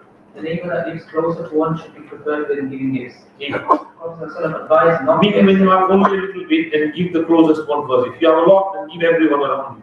Ji. Prophet ﷺ advised not to accept the gift of the one to whom one had given a loan. Because that will be like suit. If I give you £1,000 loan, and then you send me food every day, then that food is food. Right? Because you never used to send me food before. Why are you sending me after I give you £1,000 loan? So he said that would be turned into an interest. You're taking more than your 1,000. So this is S.A.W. You have to remember, if you give someone a loan, then avoid taking gifts from them. The direct benefit after giving a loan is tantamount to riba interest and is therefore prohibited. However, the scholars say that the giving and receiving of gifts has been normal practice before, prior to the loans, then it should not be prohibited. Following gifts should not be refused. Make perfume, sweets, meat, sweet smelling flowers, and oil. The Prophet ﷺ had said, whoever does any kindness to you, repay it with another. And if you are incapable of doing that, then make dua for the person. At least Jazakallahu khairan. इतनी भी दुआ दे दे तो भी हो जाएगा. जी. The one who has said Jazakallahu khairan, may Allah Ta'ala grant you the best reward to the one who has given a gift has fully praised it. It is preferable to distribute the gift given in a gathering amongst those present. To share the gift. मसलन अभी कहीं से मिठाई आ गई तो सबके साथ हम शेयर करें, सब खाओ. तो ये अच्छा है. One hadith says al-hadaya mushtarakatun. Hadiya should be shared. This hadith, masala comes in Sahih Bukhari. And Shaykh Yunus Rahmatullah alayhi mentions over there. Two incidents. One is of Qazi Abu Yusuf Rahmatullah. He was Qazi al-Qudhat, Chief Justice. So from Khalifa Harun Rashid's house, two beautiful dishes of, dessert came with badam, pista, fruit, kaju on them, and some custard or whatever, faluda. So Qazi Abu Yusuf said, "Kya hai ye faluda hai? Mashallah, jab usko ghar bhej do." So someone said, "Qazi sahab, hadaya mushtaraka karo." And Qazi Abu Yusuf said, "Bhai, वो तो हल्की फुल्की चीजों में है, ये तो कीमती चीज है, इसको मेरे घर भेजो, कीमती तो नहीं करनी है." तो मामूली चीजें, सस्ती वस्ती चीजों वो शेयर आउट करते हैं, ये तो महंगी चीज है, it is expensive. Then Hazrat mentioned another incident. Hazrat Khaja Nizamuddin Awliya Rahmatullah, a great saint. Someone sent him a bag of coins as hadiyah. So one person remarked, "Hazrat al-hadaya mushtarak." And Hazrat said, "Tu tanha mushtarak." कि वह मुश्तरक नहीं, तू मुश्तरक कोई ले पूरा. He gave the whole bag. Shaykh Yunus Sahib narrated this and he said, "Bhai, both amal are according to their capacity." Qazi Abu Yusuf was faqih. He had to explain fiqhi mas'ala. And Shaykh Nizamuddin Awliya Rahmatullah was a wali of Allah. And Awliya Allah are zahid. They don't have any desire for this world dunya. They are zahid. After he gave him the whole bag. So they both did according to their capacity and ability. So al-hadaya mushtarakatun is for some milk or chai or mithai or something you share out with everyone. But if something is expensive, then you can take it home. सारा food घर ले जा सकते हैं. अब mango का box आ गया तो सबको क्या मैंगो खिलाएंगे, इसको घर भेज दो. चाय आ गई तो सबको पिलाओ चाय. तो उसमें इश्तिराक जो है अलग-अलग चीजों में होता है. चलिए, this refers to the idea. A person who accepts a gift from the one for whom he intercedes has entered the cause of riba interest. The Prophet ﷺ prohibited those in positions of authority from accepting gifts. Such individuals are given gifts usually only due to their position and positions and hence bribes. Imam Bukhari rahmatullahi has reported the statement of Umar ibn Abdul Aziz rahmatullahi that he said gifts were genuinely gifts in the era of the Prophet sallallahu alaihi wasallam, but these days they are not more than bribes. Sunnahs regarding Majalis gatherings. To attend the gatherings of righteous people, to abstain from un-Islamic gatherings, to refrain from gathering and sitting on public paths, to stay away from holding non-beneficial gatherings and socializing after Isha Salah. The person should immediately go to sleep after Isha and engage in righteous deeds. To greet when attending the gathering, to create space for to remove the shoes. तो बाहर से आए तो उसके लिए जगह कर देना, हट जाने का. One Sahabi came and Prophet sallallahu alaihi wasallam moved a little bit for him. So he said, "Ya Rasulullah, you don't need to move the space here." And he said, "No. When a Muslim brother comes, it is his right that we just move a little bit for him so he feels welcomed." He said, "Yeah, this is sunnah." To remove the shoes when sitting in the gathering. When sitting in gathering, take your slippers off, stop. To sit down wherever you find any space. Don't look for the best spot. Not to sit between two people without their permission. Don't barge in between two people who are sitting, talking among themselves. Refrain from sitting in the middle of the gathering or the study circles. The Prophet ﷺ has prohibited to remove any person from his seat and to sit in his place. To remember Allah Ta'ala in every gathering and in every majlis. And focus fully and attentively towards the person who is speaking. If two people are Someone is being beyond, then pay attention to them. Don't talk whilst he is delivering the speech, talking. If two people are sitting and discussing, they are not to join in that gathering but with their permission. If there are three people, then two should not engage in conversation, even the third person. This means that the third person will feel bad. This will include speaking in a foreign language which the other person does not understand. To avoid excessive laughter and jokes. To welcome and smile at the attendees of the gathering. To recite the following dua before standing up from any gathering. Subhanallah wa bihamdihi ashhadu an la ilaha illa anta astaghfiruka wa atubu ilayk. This is kafaratul majlis. Chalo aage. Sunnah regarding visiting the sick. Sayyidina Ali radiallahu ये बीमार की खबर नहीं दी जाना, आजकल हम नहीं जाते, especially after COVID. हॉस्पिटल जाना तो कम ही हो गया, कोई जाता ही नहीं है हॉस्पिटल किसी की खबर लेने के लिए, क्योंकि कोविड में वो प्रॉब्लम था नहीं जान लेते थे, तो ऐसा लगता है कि कोविड ही चल रहा है. हालांकि hospital if someone is ill in hospital, we should go and pay him. Similarly, is ta'ziyat. Before COVID, we used to go for ta'ziyat freely. But in COVID, ta'ziyat was burned, closed, and now someone dies, we just go for a janazah salat, and after janazah, nobody goes to the house for ta'ziyat. Allah माफ करे, हम भी ऐसे हो गए हैं. बात मतलब जी भी चाहते हैं जाएं, लेकिन कभी सोचते हैं यार वो लोग बुरा मानेंगे, पता नहीं तो होगा, नहीं होगा, क्या होगा, फिर बैठ जाते हैं. हालांकि ta'ziyat is also sunnah, and iyadat is also sunnah. So iyadatul mariz and ta'ziyatul ahli mayyit are all sunnahs. We should practice on this sunnah. There's great sawab for iyadat and visiting the sick, either it's in hospital or at their home. At the least we can do is give them a phone call. है ना? Phone call भी एक तरह की तसल्ली है ना? उसको इयादत है उसकी. भाई क्या है? Are you okay? Can I help you? Is there anything I can do for you? If you need any medicine, I'll go to the chemist and get it for you. If you need any help, if you have an appointment and you need to go to the hospital, let me know. I've got a car, I'll take you in my car, I'm free tomorrow, I'm not at work. Right? So you can offer them help. Your neighbors, your friends, your family members. Right? These days, people don't want to take their parents to the hospital. Even behind the oh, no, I'm at work, I can't take you to the hospital, I can't go in taxi. I'll give you a taxi. बेचारा पूरे बुढ़िया, तो बस में जाता है, कोई taxi में जाता है, तो वो बेटे किस काम के? तो माँ बाप की खिदमत में ये चीज शामिल है, उनकी मदद करना, उनके चीजें उनकी पूरी करना, तो बीमार को विजिट करना, उनकी जरूरत पूरी करना, कितना बड़ा सवाब है. When a Muslim visits a sick Muslim at dawn, meaning in the morning, 70,000 angels keep on making dua for him until dusk evening. If he visits in the evening, 70,000 malaika keep praying for him till morning, and he will have his share of reaped fruits in Jannah. He will be like walking in Jannah and picking the fruits. Chaliye, to visit the sick with intention of sawab and to gain Allah's pleasure and rida. Chaliye, even if it may be a small child, to visit the sick even if he may be non-Muslim, to invite them to Islam. Visit the sick by foot if possible, walking. If you don't have a ride, then walk into the house. Huzur used to, go walking to Jabir's house, walk into his house to do his iyadah. So inquire from the family regarding the sick person. One must take good care of the sick in the community. To sit by the bedside of the sick. One should first greet the patient and then inquire about his health. Place his hand on the patient's head and visiting him. Always encourage the sick person to be careful and not to speak of things that they may cause despair or loss of hope. When we go there, we give them some encouragement and not say that, oh, Marikyo, you're going to die now, you're gone, you're finished. He's out there, you're going to kill him. So you give him some tasalli. Don't worry, inshallah, you'll be alright, you'll be good, you'll be back home in a few days. So say some nice encouraging words.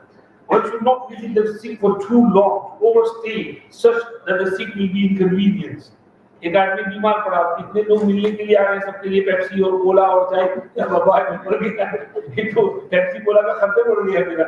I have enough money to feed everyone, and there's a lot of people coming and staying and then feeding them and biryani and this and that. So ऐसा भी नहीं करने का, you sit there for too long and overburden the person. To request the patient to make dua, because these duas are accepted. When you visit the sick person, request him to pray for you because his supplication for you is like that of the angels. One should, as far as possible, give the patient whatever he asks for, as long as the item or food he requested is not harmful. They want to eat something, give them to eat. To stop the sick person from desiring death, tell him, oh, maut ki tamanna na karo, don't wish for death. If he's thinking, oh, I wish I died, say, no, give them some tasalli. One should read the following dua when visiting the illa, inshallah. This is not dua. People say this dua is not dua, it's a tasalli, bhai. Tasalli hai, la bas. Don't worry, tahurun inshallah. This bimari and sickness will cleanse you.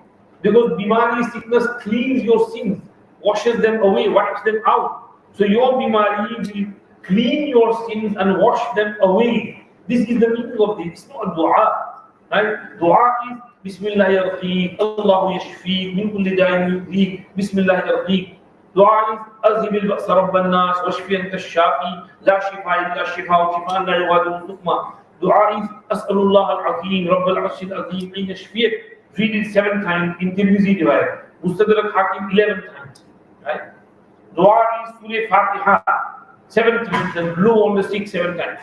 Right? Surah Fatiha is Surah Shifa.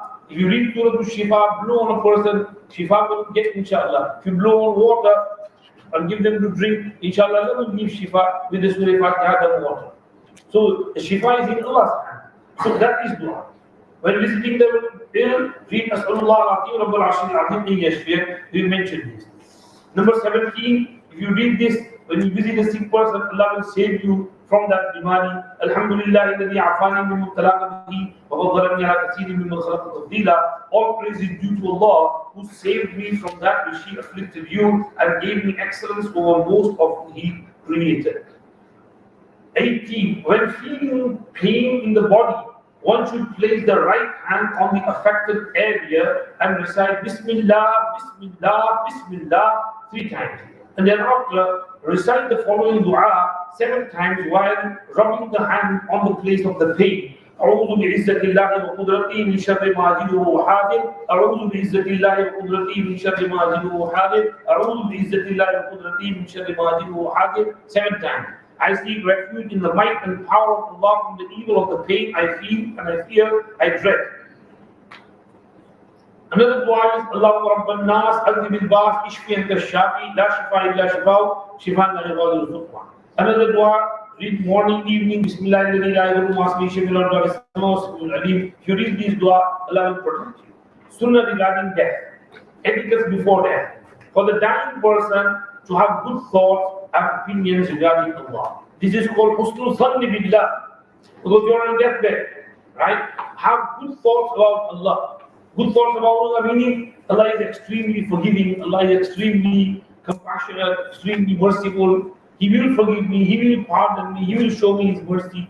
And we should also give Him hope that don't worry, Allah is really kind, Allah is really gracious, and you're going to the best person you can go to. Allah will forgive you. You are a nice person, mashallah, you used to pray namaz, you used to keep roza, you did lots of good deeds. What are you scared for? Right? So, nafisura fi ajalihi is in one hadith. So, for the dying person, he should have good thoughts, and to make the dying person wear clean or new clothes if possible. Recite Surah Yasin next to the dying person. Reciting Surah Yasin will lessen the pangs of death. The face of the dying person should be turned towards the Qibla, and the person's suffering the throes of the dead should read Allahumma firli warhamni walhiqni bil rafiqil a'la Allahumma a'inni ala ghabarat al-maut wa sakarat al-maut. Meaning, if the person is at home and you can face them towards Qibla, then do so. Like when you sleep on your right side, right? So turn them towards the right side on the pillow if possible. If it's not possible and he's going through a lot of difficulty, then leave him alone.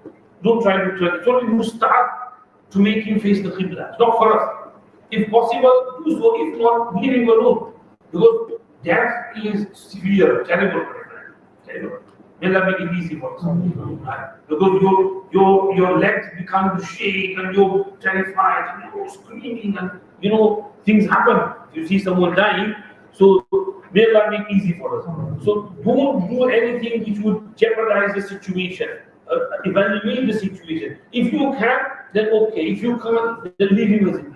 And read Yasin Sharif near him. And someone read Yasin Sharif and someone do talqeen of the person. Talqeen means, sit near him and read La ilaha illallah, La ilaha illallah. Soft voice. Soft, not loudly. La ilaha illallah. Strong. Don't command him. Oi, kalma padni. Because he might say, no, I'm not doing it. So it's kharab ho jayega. Because he's dying and I'm not reading it. It's bad. So this is against the adab. Sunnah tariqah is to sit near him and say, La ilaha illallah. So he hears it and he also reads it. Kalma flows on his lips. And once he is ready, then that's it, finished. You don't need to keep repeating it unless he says some worldly stuff, talks about some worldly things. Then you can try and make him read again. Okay? Because man kana akhiru kalami la ilaha illallah dakhala al-jannah. If last words are la ilaha illallah, you go in Jannah. So this is what it's sunnah.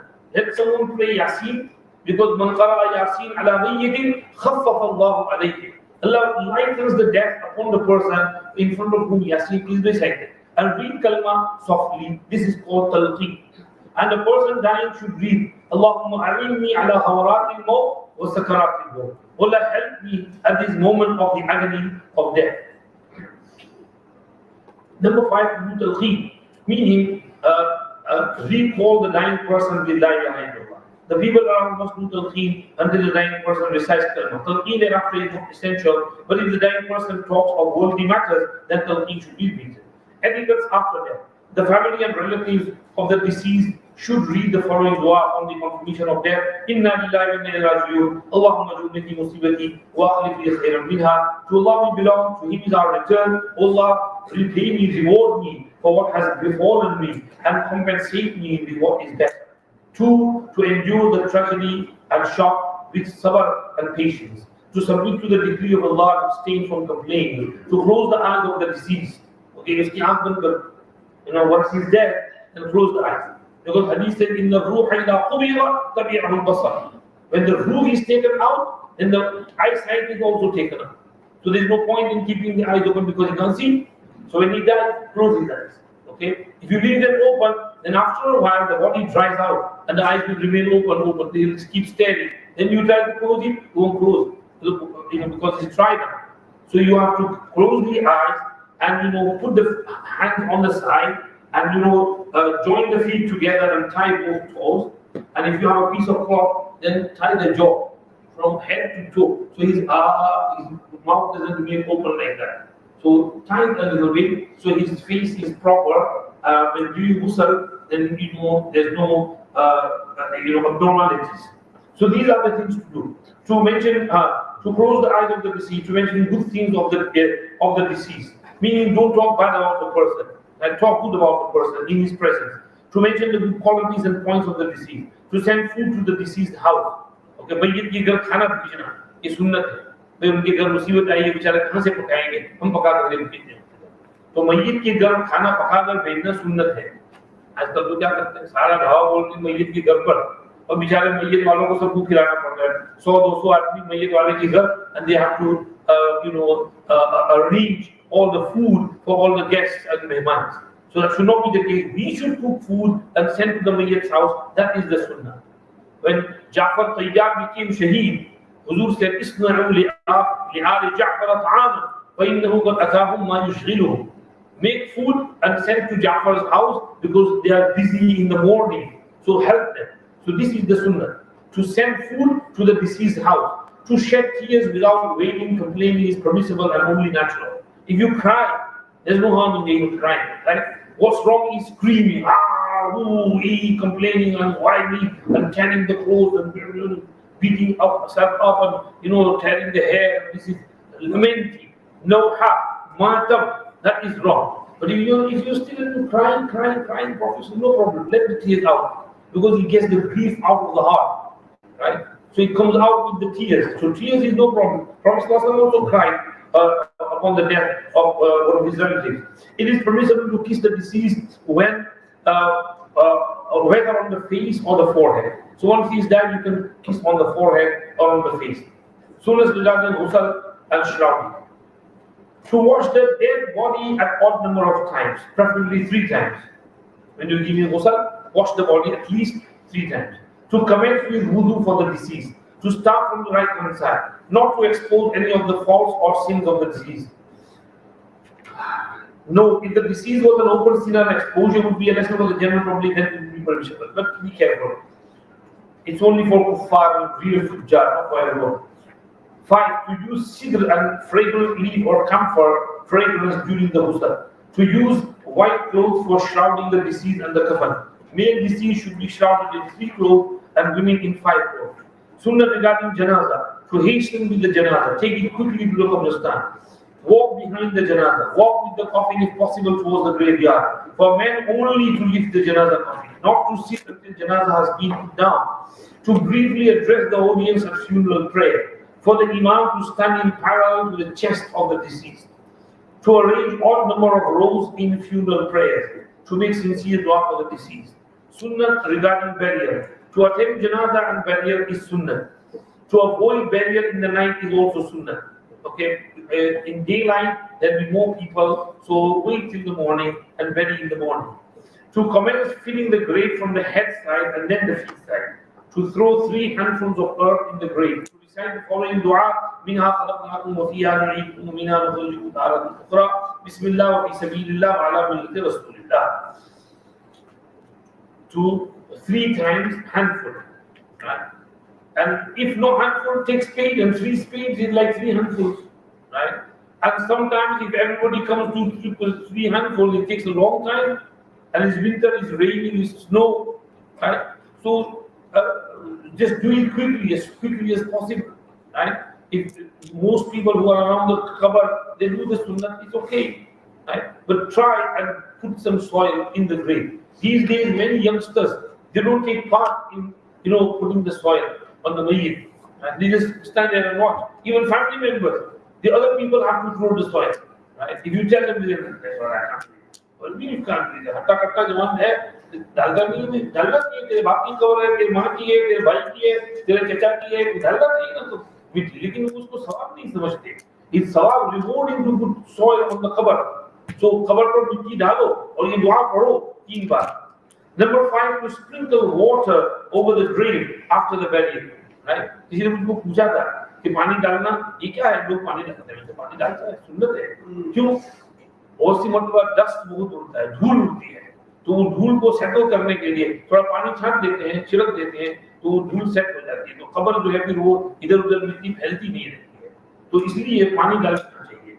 To remain by the grave for a short while after the burial, don't rush straight after dua. Stand there for a bit. Maybe read Surah Tabarak al-Nazi, Surah Mulk, and give the sawab to the deceased. Say, oh Allah, help him in the qabr, in the questioning in the qabr. Man rabbuka, ma dinuka, man nabiyuka. Right? To make this dua. Stand there for a bit. This sunnah. To pray and ask for forgiveness on behalf of the deceased after the burial. To recite Surah Fatiha, the beginning verse of Surah Baqarah, until Muflihun. If Fatiha nazil liya, Fatiha nahi hai. Surah Baqarah में Alif Lam Mim से लेकर मुस्लिमून तक ही है at the head side, and the concluding verses Aman Rasul till the end at the leg side of the deceased is what Ibn Tabarani. Ibn Umar radiallahu anhu made wasiyat of this.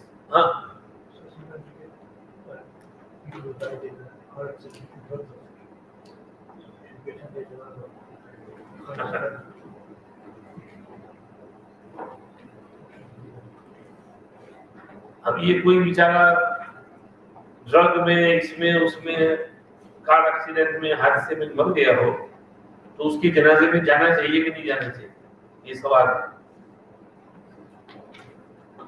अब देख लीजिए what type of person he is. Sometimes बेचारा he's more in need of this dua maghfirat than others.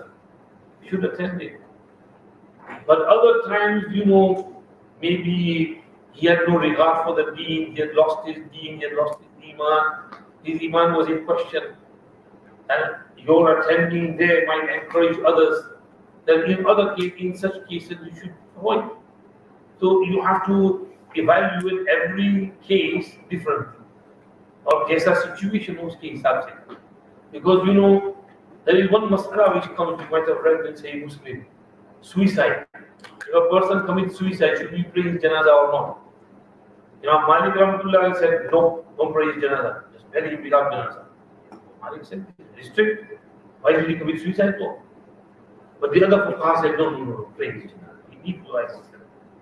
And some fuqaha said that Ahlul Fadli was Salah should not pray. They should tell the general public to pray the janazah. So that this sends out a message within the community that we shouldn't commit suicide. Otherwise, so-and-so sheikh and budrug and alim will not pray out janazah. So it distracts people from committing suicide. So over here we could do a little bit of qiyas on the masala of suicide. Allah sabki maghfirat kare, hifazat kare. Sunnahs regarding graveyard, to recite when you go to the graveyard, like normal day, Sunday, Monday, Tuesday, Friday, then you should, how should we enter the graveyard? You should enter the graveyard and read As-salamu alaykum ya al-qubur, yaghfirullahu lana wa lakum, antum salamuna wa na'am al-athar. Also, As-salamu alaykum ahlul diyar min al-mu'mineen, wa inna insha'Allahu bikum lahiqun, ya dal lahiqun lika, as'alullahu lana wa lakum al-afiyah. Read these du'as. This is salam of the ahlul qubur. Number 3, carry out charitable deeds for the deceased. Meaning give some sadaqah. And say, Allah give this sadaqah sawab to the marhum. To avoid walking over the graves. Don't walk on the graves. Not to sit upon the graves. It is prohibited to build building on the graves. Makruh. Taj Mahal is a makruh imarat from Shari point of view. Because the Badshah ne paise daye kiye jisne. But Islamic imarat, he made it, but it's on a grave, it's on a cover. So we should not make such ta'mirat on graves. It's makruh to do so. It is haram to read salah towards the grave. Because it might mean that you're worshipping the sahib al-qabr. People will think that you're doing sajda to the person in the qabr. So don't make sajda towards the grave. Sunnahs regarding ta'ziyat, condolence. Ta'ziyat refers to sympathizing with the bereaved. Nabi sallallahu alaihi wasallam said, he who consoles the one in distress shall be rewarded as much as the bereaved. You go and do ta'ziyat, give them some tasalli. This is, after COVID, people don't go. And when some people do go, sometimes you go to someone's house, there's chit-chat going on, shor sharaba, right? Kya fayda hai isi ta'ziyat ka? When you're just laughing, joking, and shor sharaba. What's the point of this ta'ziyat? The people, bichara, they are bereaved, they are sad, they are grieved, and you're making jokes, and you're laughing, and you're having tea and coffee and biscuits and samosa and paratha and drinks. It's a festival ban jata hai. Aisa nahi hona chahiye. You go for ta'ziyat, you give some ta'ziyat, tasalli, condolence, read Quran Sharif.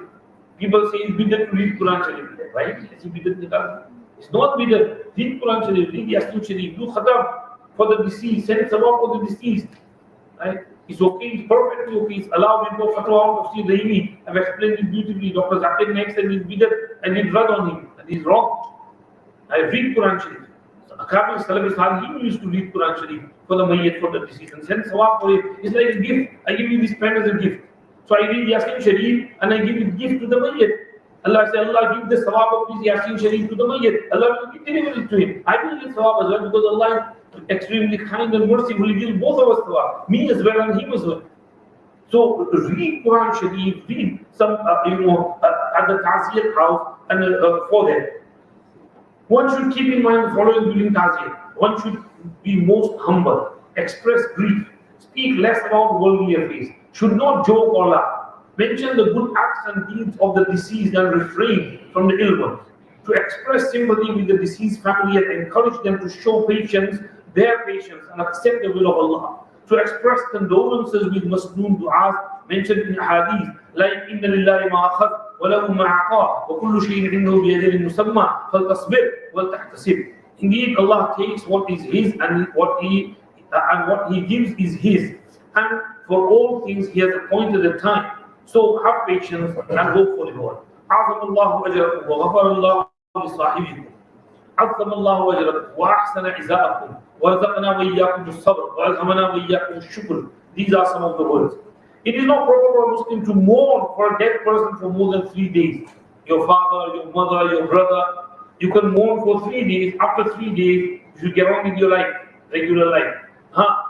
For a widow, the mourning period is 4 months and 10 days. That's her iddah. Sunnah when a child is born. Nabi Karim Sallallahu Alaihi Wasallam said, on the day of resurrection, you will be called by your names and by your father's name, so give yourself good deeds. So when a child is born, the first thing is you give them good name, not Dandumiya, Acharya, right? People give funny names. Then bichara, when the child grows up, right, his friends make fun of him, right? So give him good names, like names of Sahaba, Sahabiyat, Tabi'in, Tabi'iyat, right? Abu Bakr, Umar, Uthman, Ali, or Ibrahim, Musa, Isa, Ishaq, Yaqub. These are the names. Khadija, Zainab, Aisha, Fatima, Maryam. These are Safiya. These are the names to be given. The name, to name the children after the names of the prophets. To give the newborn an appropriate name on the 7th day. Meaning 7th day is the limit. By the 7th day. Don't delay it after the 7th day. Because many times Prophet ﷺ gave name on the same day the child was born. Like Anas took his brother to him and Sammahu Abdullah. Immediately after birth, Huzur did his tahneek and named him Abdullah. So you can name on the same day as well. The 7th day is the maximum limit. Some people leave it. They write name in a hospital, Farzi name Muhammad. And then they keep discussing name for 2, 3, 4, 5, 6 months. Or register nahi karate. But register karao usko. No, we're still thinking about name, we've not decided. 6 mahine ho gaye, abhi decided hi nahi hue. Dimag kharab hai. तो देखिए 7 days में name fix हो जाना चाहिए, तो ये limit है उसकी. आगे फरमाया, the first words to reach the child ear should be the message of greatness of Allah, meaning azan should be given in the right ear and iqamah close to the left ear of the noble newborn. This noble act should preferably be done by scholar or pious elder. If not available, then a male may perform this sunnah. Whoever is in the hospital should do it. बाप वहाँ है तो बाप दे दे, माँ है तो माँ दे दे, अजान हो जानी चाहिए, लेकिन पहले काम अजान होना चाहिए. वो उस वक्त बुजुर्गों का ढूंढने जाएंगे, बुजुर्ग सोए रहेंगे, बच्चा यहाँ है, ये नहीं आता. Note, tahneek is the placing of a date, soft to perform tahneek by chewing on the tongue and of the newborn. Tahneek means take a date, kajur, soften it and put it in the mouth of the child, and the child will suck it. So the first thing that enters his stomach is the saliva of the pious person and the sweetness of the date. And date has very close resemblance with human beings. That's the reason for that. So giving them date with the saliva of pious person with tahneek is also sunnah. Sahaba used to take their children to Nabi Sallallahu Alaihi Wasallam and they would do their tahneek. The act of tahneek should be done by an alim or a pious elder of the family, preferably. If such a person is already married, any Muslim may perform it. Even a pious lady, some appas, alimas, or tablighi jamaat, elderly, senior appa, she can do tahneek as well. Doesn't have to be a male, right? Anybody can do tahneek, provided a pious person. Meaning is when the pious person will do tahneek, he will give du'as with the tahneek. Not only tahneek, he will do du'as and maybe 10, 20 pounds as well. So gift as well, hadiyah as well. So carry out aqiqah on the 7th day. Aqiqah, sabko pata hai kya hai. Number 6, to remove the baby's hair on the 7th day after birth. Silver equivalent to the weight of the removed hair may be given as charity to the poor. Otherwise, its equivalent value in money will suffice. Normally, it's about 5-10 pounds. So 5, 10, 15 pounds sadaqah when shaving the hair should be given to the poor. Though after the birth, the placenta and the navel cord should be buried with due care, since they are parts of human body. Upon birth, the newborn should be given a proper ghusl. To carry out the circumcision for the male at an early age. To teach children kalma la ilaha illallah Muhammadur Rasulullah when they start to speak. To teach good etiquette and good conduct from an early age. Very good. Amr ibn Abi Salman narrates, I was a boy under the care of the Messenger of Allah sallallahu alaihi wasallam. And as my hand used to wander around in the dish, he said to me once, mention Allah's name, say Bismillah. Eat with your right hand, eat from what is in front of you. This is the nurturing, training, tarbiyat of a child. To instruct the salah to the children when they are 7 years of age, and to discipline them if they do not perform salah when they are 10 years of age. To separate the bedding of the children when the child attains 10 years of age. Sunnah regarding the recitation of Quran, I think that will come to a close, because after that is the food eaten by Prophet Sallallahu. Prophet Sallallahu said, the best among you are those who have learned the Holy Quran and teach it to others. To recite the Quran for pleasure of Allah, meaning ikhlas, rizai ilahi. To recite the Quran in the state of wudu, especially when you're hafiz, you can read without wudu as well, because you're hafiz. But if it's wudu, it's better. To recite Quran with tajweed, correct pronunciation. To recite with sweet voice, not singing tone. To ponder and contemplate over the verse of the Quran. To refrain from talking whilst reciting the Quran. To weep while reading verses of fear of Jahannam, and to express joy when reading verses of Jannah and good news God telling. Benefit. There's so much reward in reciting and learning the Holy Quran. Prophet said, whoever recites one letter of the Quran will get one good deed and will be rewarded 10 times. Alif Lam Mim, 3 letters, 30 good deeds. Hasana. As Muslims, we should have strong connection with the Quran. Prophet said, one whose heart does not contain anything but the Quran is like a deserted house. Some of the adab of reciting the Holy Quran, recitable Quran should be from wudu. To sit with respect, reciting the Quran. Place Holy Quran on a stand or something high. To commence the recitation with ta'awwud, a'udhu billah and tasmiyah, bismillah. Not to indulge in talking whilst reciting the Holy Quran. The intention whilst reciting the Quran should be to gain pleasure of Quran. The voice should not be raised to such an extent where a person's recitation will disturb others who are also engaged in some form of worship. The reciter of the Holy Quran should sit in a dignified position facing the Qibla. Can you read Quran on mobile? Yes, you can. Make sure you turn the notifications off or put it on flight mode so you don't get notification and you're not disturbed when you're reading the Quran. And you need to have wudu. There are 3 opinions. The fatwa is on our website, tafsirrahimi.com. Mufti Ahmad Khan Kuli Sahib said, when you open Quran in here, it becomes the Quran. And just as you can't touch Quran without wudu, you can't touch your mobile without wudu. So if you want to read the Quran, you open the Quran in there, you must have wudu. This is the opinion. Second opinion is, if you want to read from the side and you have a stylus pen and you don't touch the screen, then that will be allowed. That's the second opinion. Third opinion, I'm going to mention. Tell you. Last chapter, physical description. Since we've talked about the sunnahs of Nabi Sallallahu Alaihi Wasallam, we conclude by physical description of Nabi Sallallahu Alaihi Wasallam. Page 116. It is impossible to capture the true beauty and elegance of Nabi Kareem Sallallahu Alaihi Wasallam. Nonetheless, some hadiths enlisted from books of Shama'ir to give us a glimpse of his extraordinary physical features. One, Abu Hurairah narrates, I have never seen anyone more beautiful than the Prophet Sallallahu Alaihi Wasallam. The Prophet Sallallahu Alaihi Wasallam's noble face shone so brightly that it seemed as if the sun was radiating from his face. Sayyidina Ali used to say, the Messenger of Allah Sallallahu Alaihi Wasallam was neither very tall nor short, but of medium stature among people. His hair was neither very curly nor very straight, but had a slight wave in it. Us Asians, we have straight hair.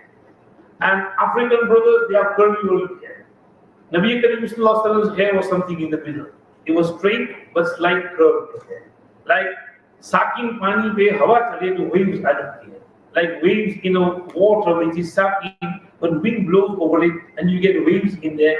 These types of waves are in the hair of Nabi Sallallahu Alaihi Wasallam. These are the most beautiful hair.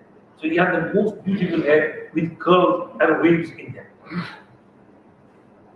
He did not have a big body nor an extremely round face, nor a fully elongated face, but in between the two. The complexion of Rasulullah was white with redness in it.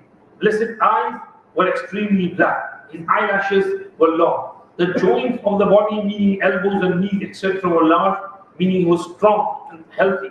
Likewise, the portion between the two shoulders was broad and fully fleshed, meaning his shoulders were not, going down flat. They were straight and they were strong. The bones of the elbows and the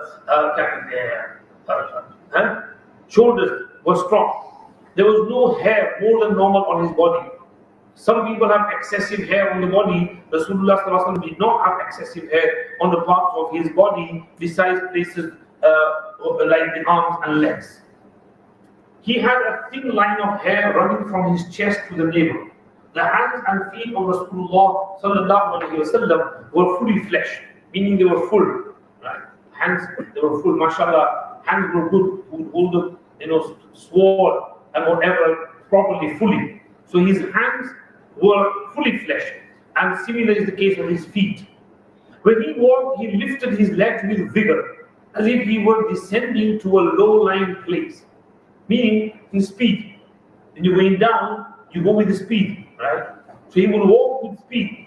At the same time, he would lift his feet. He would not drag his feet like lazy people. So his manner of walking was also amazing. When he addressed a person, he turned his whole body towards that person.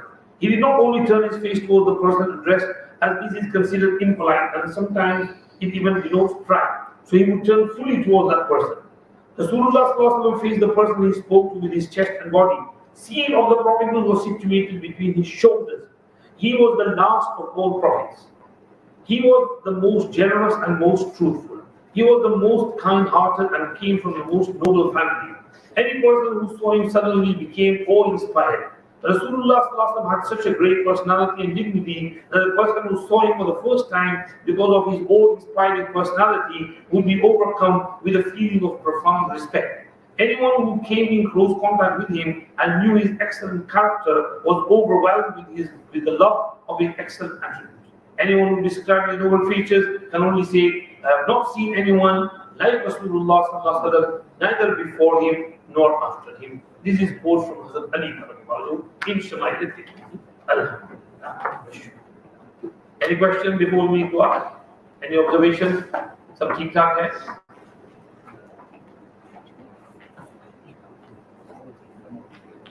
Maulana Muhammad Sahib is saying that in your box there is a feedback form. It will only take a minute. If you can fill up that, and then we'll make dua inshallah. Ladies as well, I hope the course was beneficial, you enjoyed it. Make dua, Allah gives me the tawfiq to adapt the sunnahs of Nabi Kareem sallallahu alayhi wa sallam and to spend our life according to the sunnahs of Nabi Kareem sallallahu alayhi wa sallam. And Allah gives us His qurb and qurb of Nabi Kareem sallallahu alayhi wa sallam. Since we thought also outside of the service, please to take benefit of this, take this without हाँ उसमें तफसीर सूरह फातिहा है, तफसीर सूरह मरियम, तफसीर सूरह नूह, gift for निकाह, उर्दू किताब भी है Mishkat, Anwarul Mishkat, part 2 and part 3. Part 1 is finished, we have to reprint it. 2, 3 we still have. Very good sharah of Mishkat Sharif by Sheikh Yunus Sahib.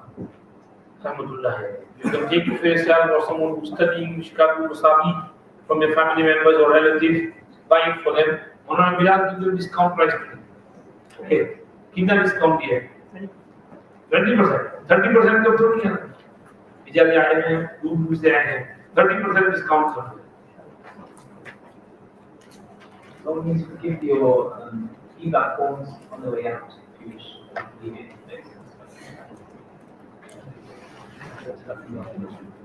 Jazakumullah for indeed you and the Khilafah Allah subhanahu wa ta'ala for the benefit. Maulana Shuaib Sahib, Maulana Sayyid Dilek Sahib, Biryani was very nice. Maulana Sayyid Sahib, Biryani after so many years. MashaAllah. Thank you very much. Jazakumullah. May Allah give long life to Maulana Sayyid Sahib, keep him healthy. Allah पाक चलता फिरता रखे हज़रत मौलाना को मुहताजी से बचाए और हर तरह से आफियत और सुकून नसीब फरमाए. हो गया सब दुआ कर लो. सुभान अल्लाह व बिहम्दिही अशहदु अन ला इलाहा इल्ला अंत अस्तगफिरुका व अतूबु इलैक. अल्लाहुम्मा लकल हम्दु व लकल शुक्र. अल्लाहुम्मा ला नुहसी सनाअन अलैक अंत कमा असनैत अला नफ्सिक. अल्लाहुम्मा सल्लि अला सय्यिदिना मुहम्मदिन नबिय्यिल उम्मी व अला आलिहि व अस्हाबिहि वसल्लिम तस्लीमा. اللهم انفعنا بما علمتنا وعلمنا ما ينفعنا وزدنا علما. اللهم انا نسالك علما نافعا وعملا صالحا ورزقا حلالا طيبا واسعا وشفاء من كل داء. اللهم انا نعوذ بك من علم لا ينفع وقلب لا يخشع ونفس لا تشبع ودعاء لا يستجاب لها. اللهم اهدنا الصراط المستقيم صراط الذين أنعمت عليهم من النبيين والصديقين والشهداء والصالحين وحسن أولئك رفيقا. اللهم ارزقنا حبك وحب رسولك وحب من ينفعنا حبه عندك وحب عمل يقربنا إلى حبك. اللهم أحينا على حبك وعلى حب حبيبك صلى الله عليه وسلم واحشرنا يوم القيامة على حبك مع حبيبك صلى الله عليه وسلم وأحبائك من العلماء والصلحاء والمشايخ والأنبياء يا رب العالمين.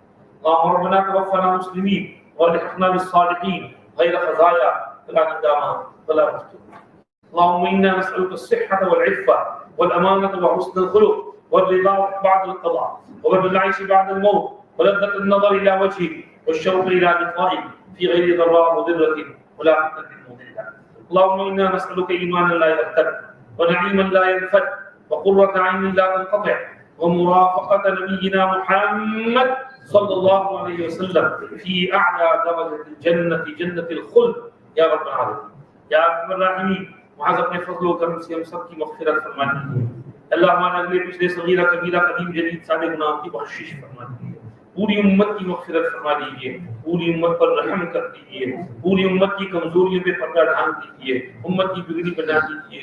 उम्मत की हिफाजत फरमा दीजिए। उम्मत को हिदायत नसीब फरमा दीजिए। परवरदिगार आलम, आज का हमारा ये सुन्नत कोर्स जो हुआ है इसको कबूल फरमाइए। हम सबको अपनी जिंदगी सरकार दो आलम सल्लल्लाहु अलैहि वसल्लम की सुन्नत के मुताबिक ढालने की तौफीक अता फरमाइए। सुन्नत से एक इंच भी इन्हिराफ से हमारी हिफाजत फरमाइए। या अल्लाह सुन्नत को बार बार पढ़ने, समझने और अपनी जिंदगी में उसको पैदा करने और इख्तियार करने की तौफीक नसीब फरमाइए। या अल्लाह, हमारे नबी ने कहा है, जिसने मेरी सुन्नत से मोहब्बत की उसने मुझसे मोहब्बत की, और जिसने मुझसे मोहब्बत की वो जन्नत में मेरे साथ होगा। या अल्लाह, हमें जन्नत में हमारे नबी की रिफाकत नसीब फरमाइए। जन्नतुल फिरदौस में उनके करीब जगह इनायत फरमाइए। अपनी पूरी जिंदगी सुन्नत के मुताबिक ढालने की तौफीक अता फरमाइए। हमें आपकी मोहब्बत और आपके पाक प्यारे हबीब सल्लल्लाहु अलैहि वसल्लम की सच्ची कामिल कंप्लीट फुल मोहब्बत नसीब फरमाइए। और या अल्लाह, हमारी जिंदगी को सुन्नत के मुताबिक ढालने की और गुजारने की तौफीक अता फरमाइए। परवरदिगार आलम, जिन्होंने ये कोर्स ऑर्गेनाइज किया उन सब को जज़ाए खैर अता फरमाइए। रात भर जिन्होंने मेहनतें की उनकी मेहनतों को कबूल फरमाइए। जो या अल्लाह दूर दराज से यहाँ पर इसमें शिरकत के लिए तशरीफ लाए, जहाँ जहाँ से भी आए, मर्द भी औरतें भी, या अल्लाह सब का आना कबूल फरमाइए और सब के लिए इसको मुफीद बनाइए और इसको हमारी जिंदगी में तब्दीली का जरिया बनाइए। और या अल्लाह, इन सबको अपने अपने घरों तक वापसी भी खैर और आफियत के साथ नसीब फरमाइए। या अल्लाह, इस मस्जिद वालों को भी जज़ाए खैर अता फरमाइए। मस्जिद के इमाम साहब, कमेटी वाले हज़रात, या अल्लाह, इंतजामिया कमेटी, कम्युनिटी, सबको जज़ाए खैर अता फरमाइए। मस्जिद को पूरे इलाके वालों के लिए रुश्द और हिदायत का एक सेंटर और मरकज़ बनाइए। यहाँ से हिदायत करने के फैसले फरमाइए। पूरे बर्मिंघम में यहाँ से हिदायत को आम फरमाइए। हमारी टूटी फूटी दुआएं सुन लीजिए। मौलाना मोहम्मद साहब, मौलाना शुएब साहब, जाकिरा आपा, अल्लाह जिन्होंने ये सब ऑर्गेनाइज किया सबको जज़ाए खैर अता फरमाइए। सबकी अल्लाह जान माल में इज्जत, आबरू औलाद में बरकत अता फरमाइए। हज़रत मौलाना सईद साहब को भी जज़ाए खैर अता फरमाइए। आपकी जिंदगी में खूब खूब बरकतें नसीब फरमाइए। सेहत, आफियत, तंदुरुस्ती से मालामाल फरमाइए। मुहताजी से बचाइए, चलता फिरता रखिए। और या अल्लाह, जिंदगी में खूब बरकत अता फरमाइए। आपकी नेक दुआओं को आपके खानदान वालों के लिए जारी और सारी फरमाइए। अल्लाह, हमारी टूटी फूटी दुआएं सुन लीजिए। हर खैर अता फरमाइए, हर शर से बचाइए। रब्बना तक़ब्बल मिन्ना इन्नका अंतस समीउल अलीम व तुब अलैना इन्नका अंतत तव्वाबुर रहीम। सल्लल्लाहु व सल्लिम अला सय्यिदिना मुहम्मद व आलिहि व सहबिहि अजमईन बिरहमतिका। जज़ाकुमुल्लाहु खैरन।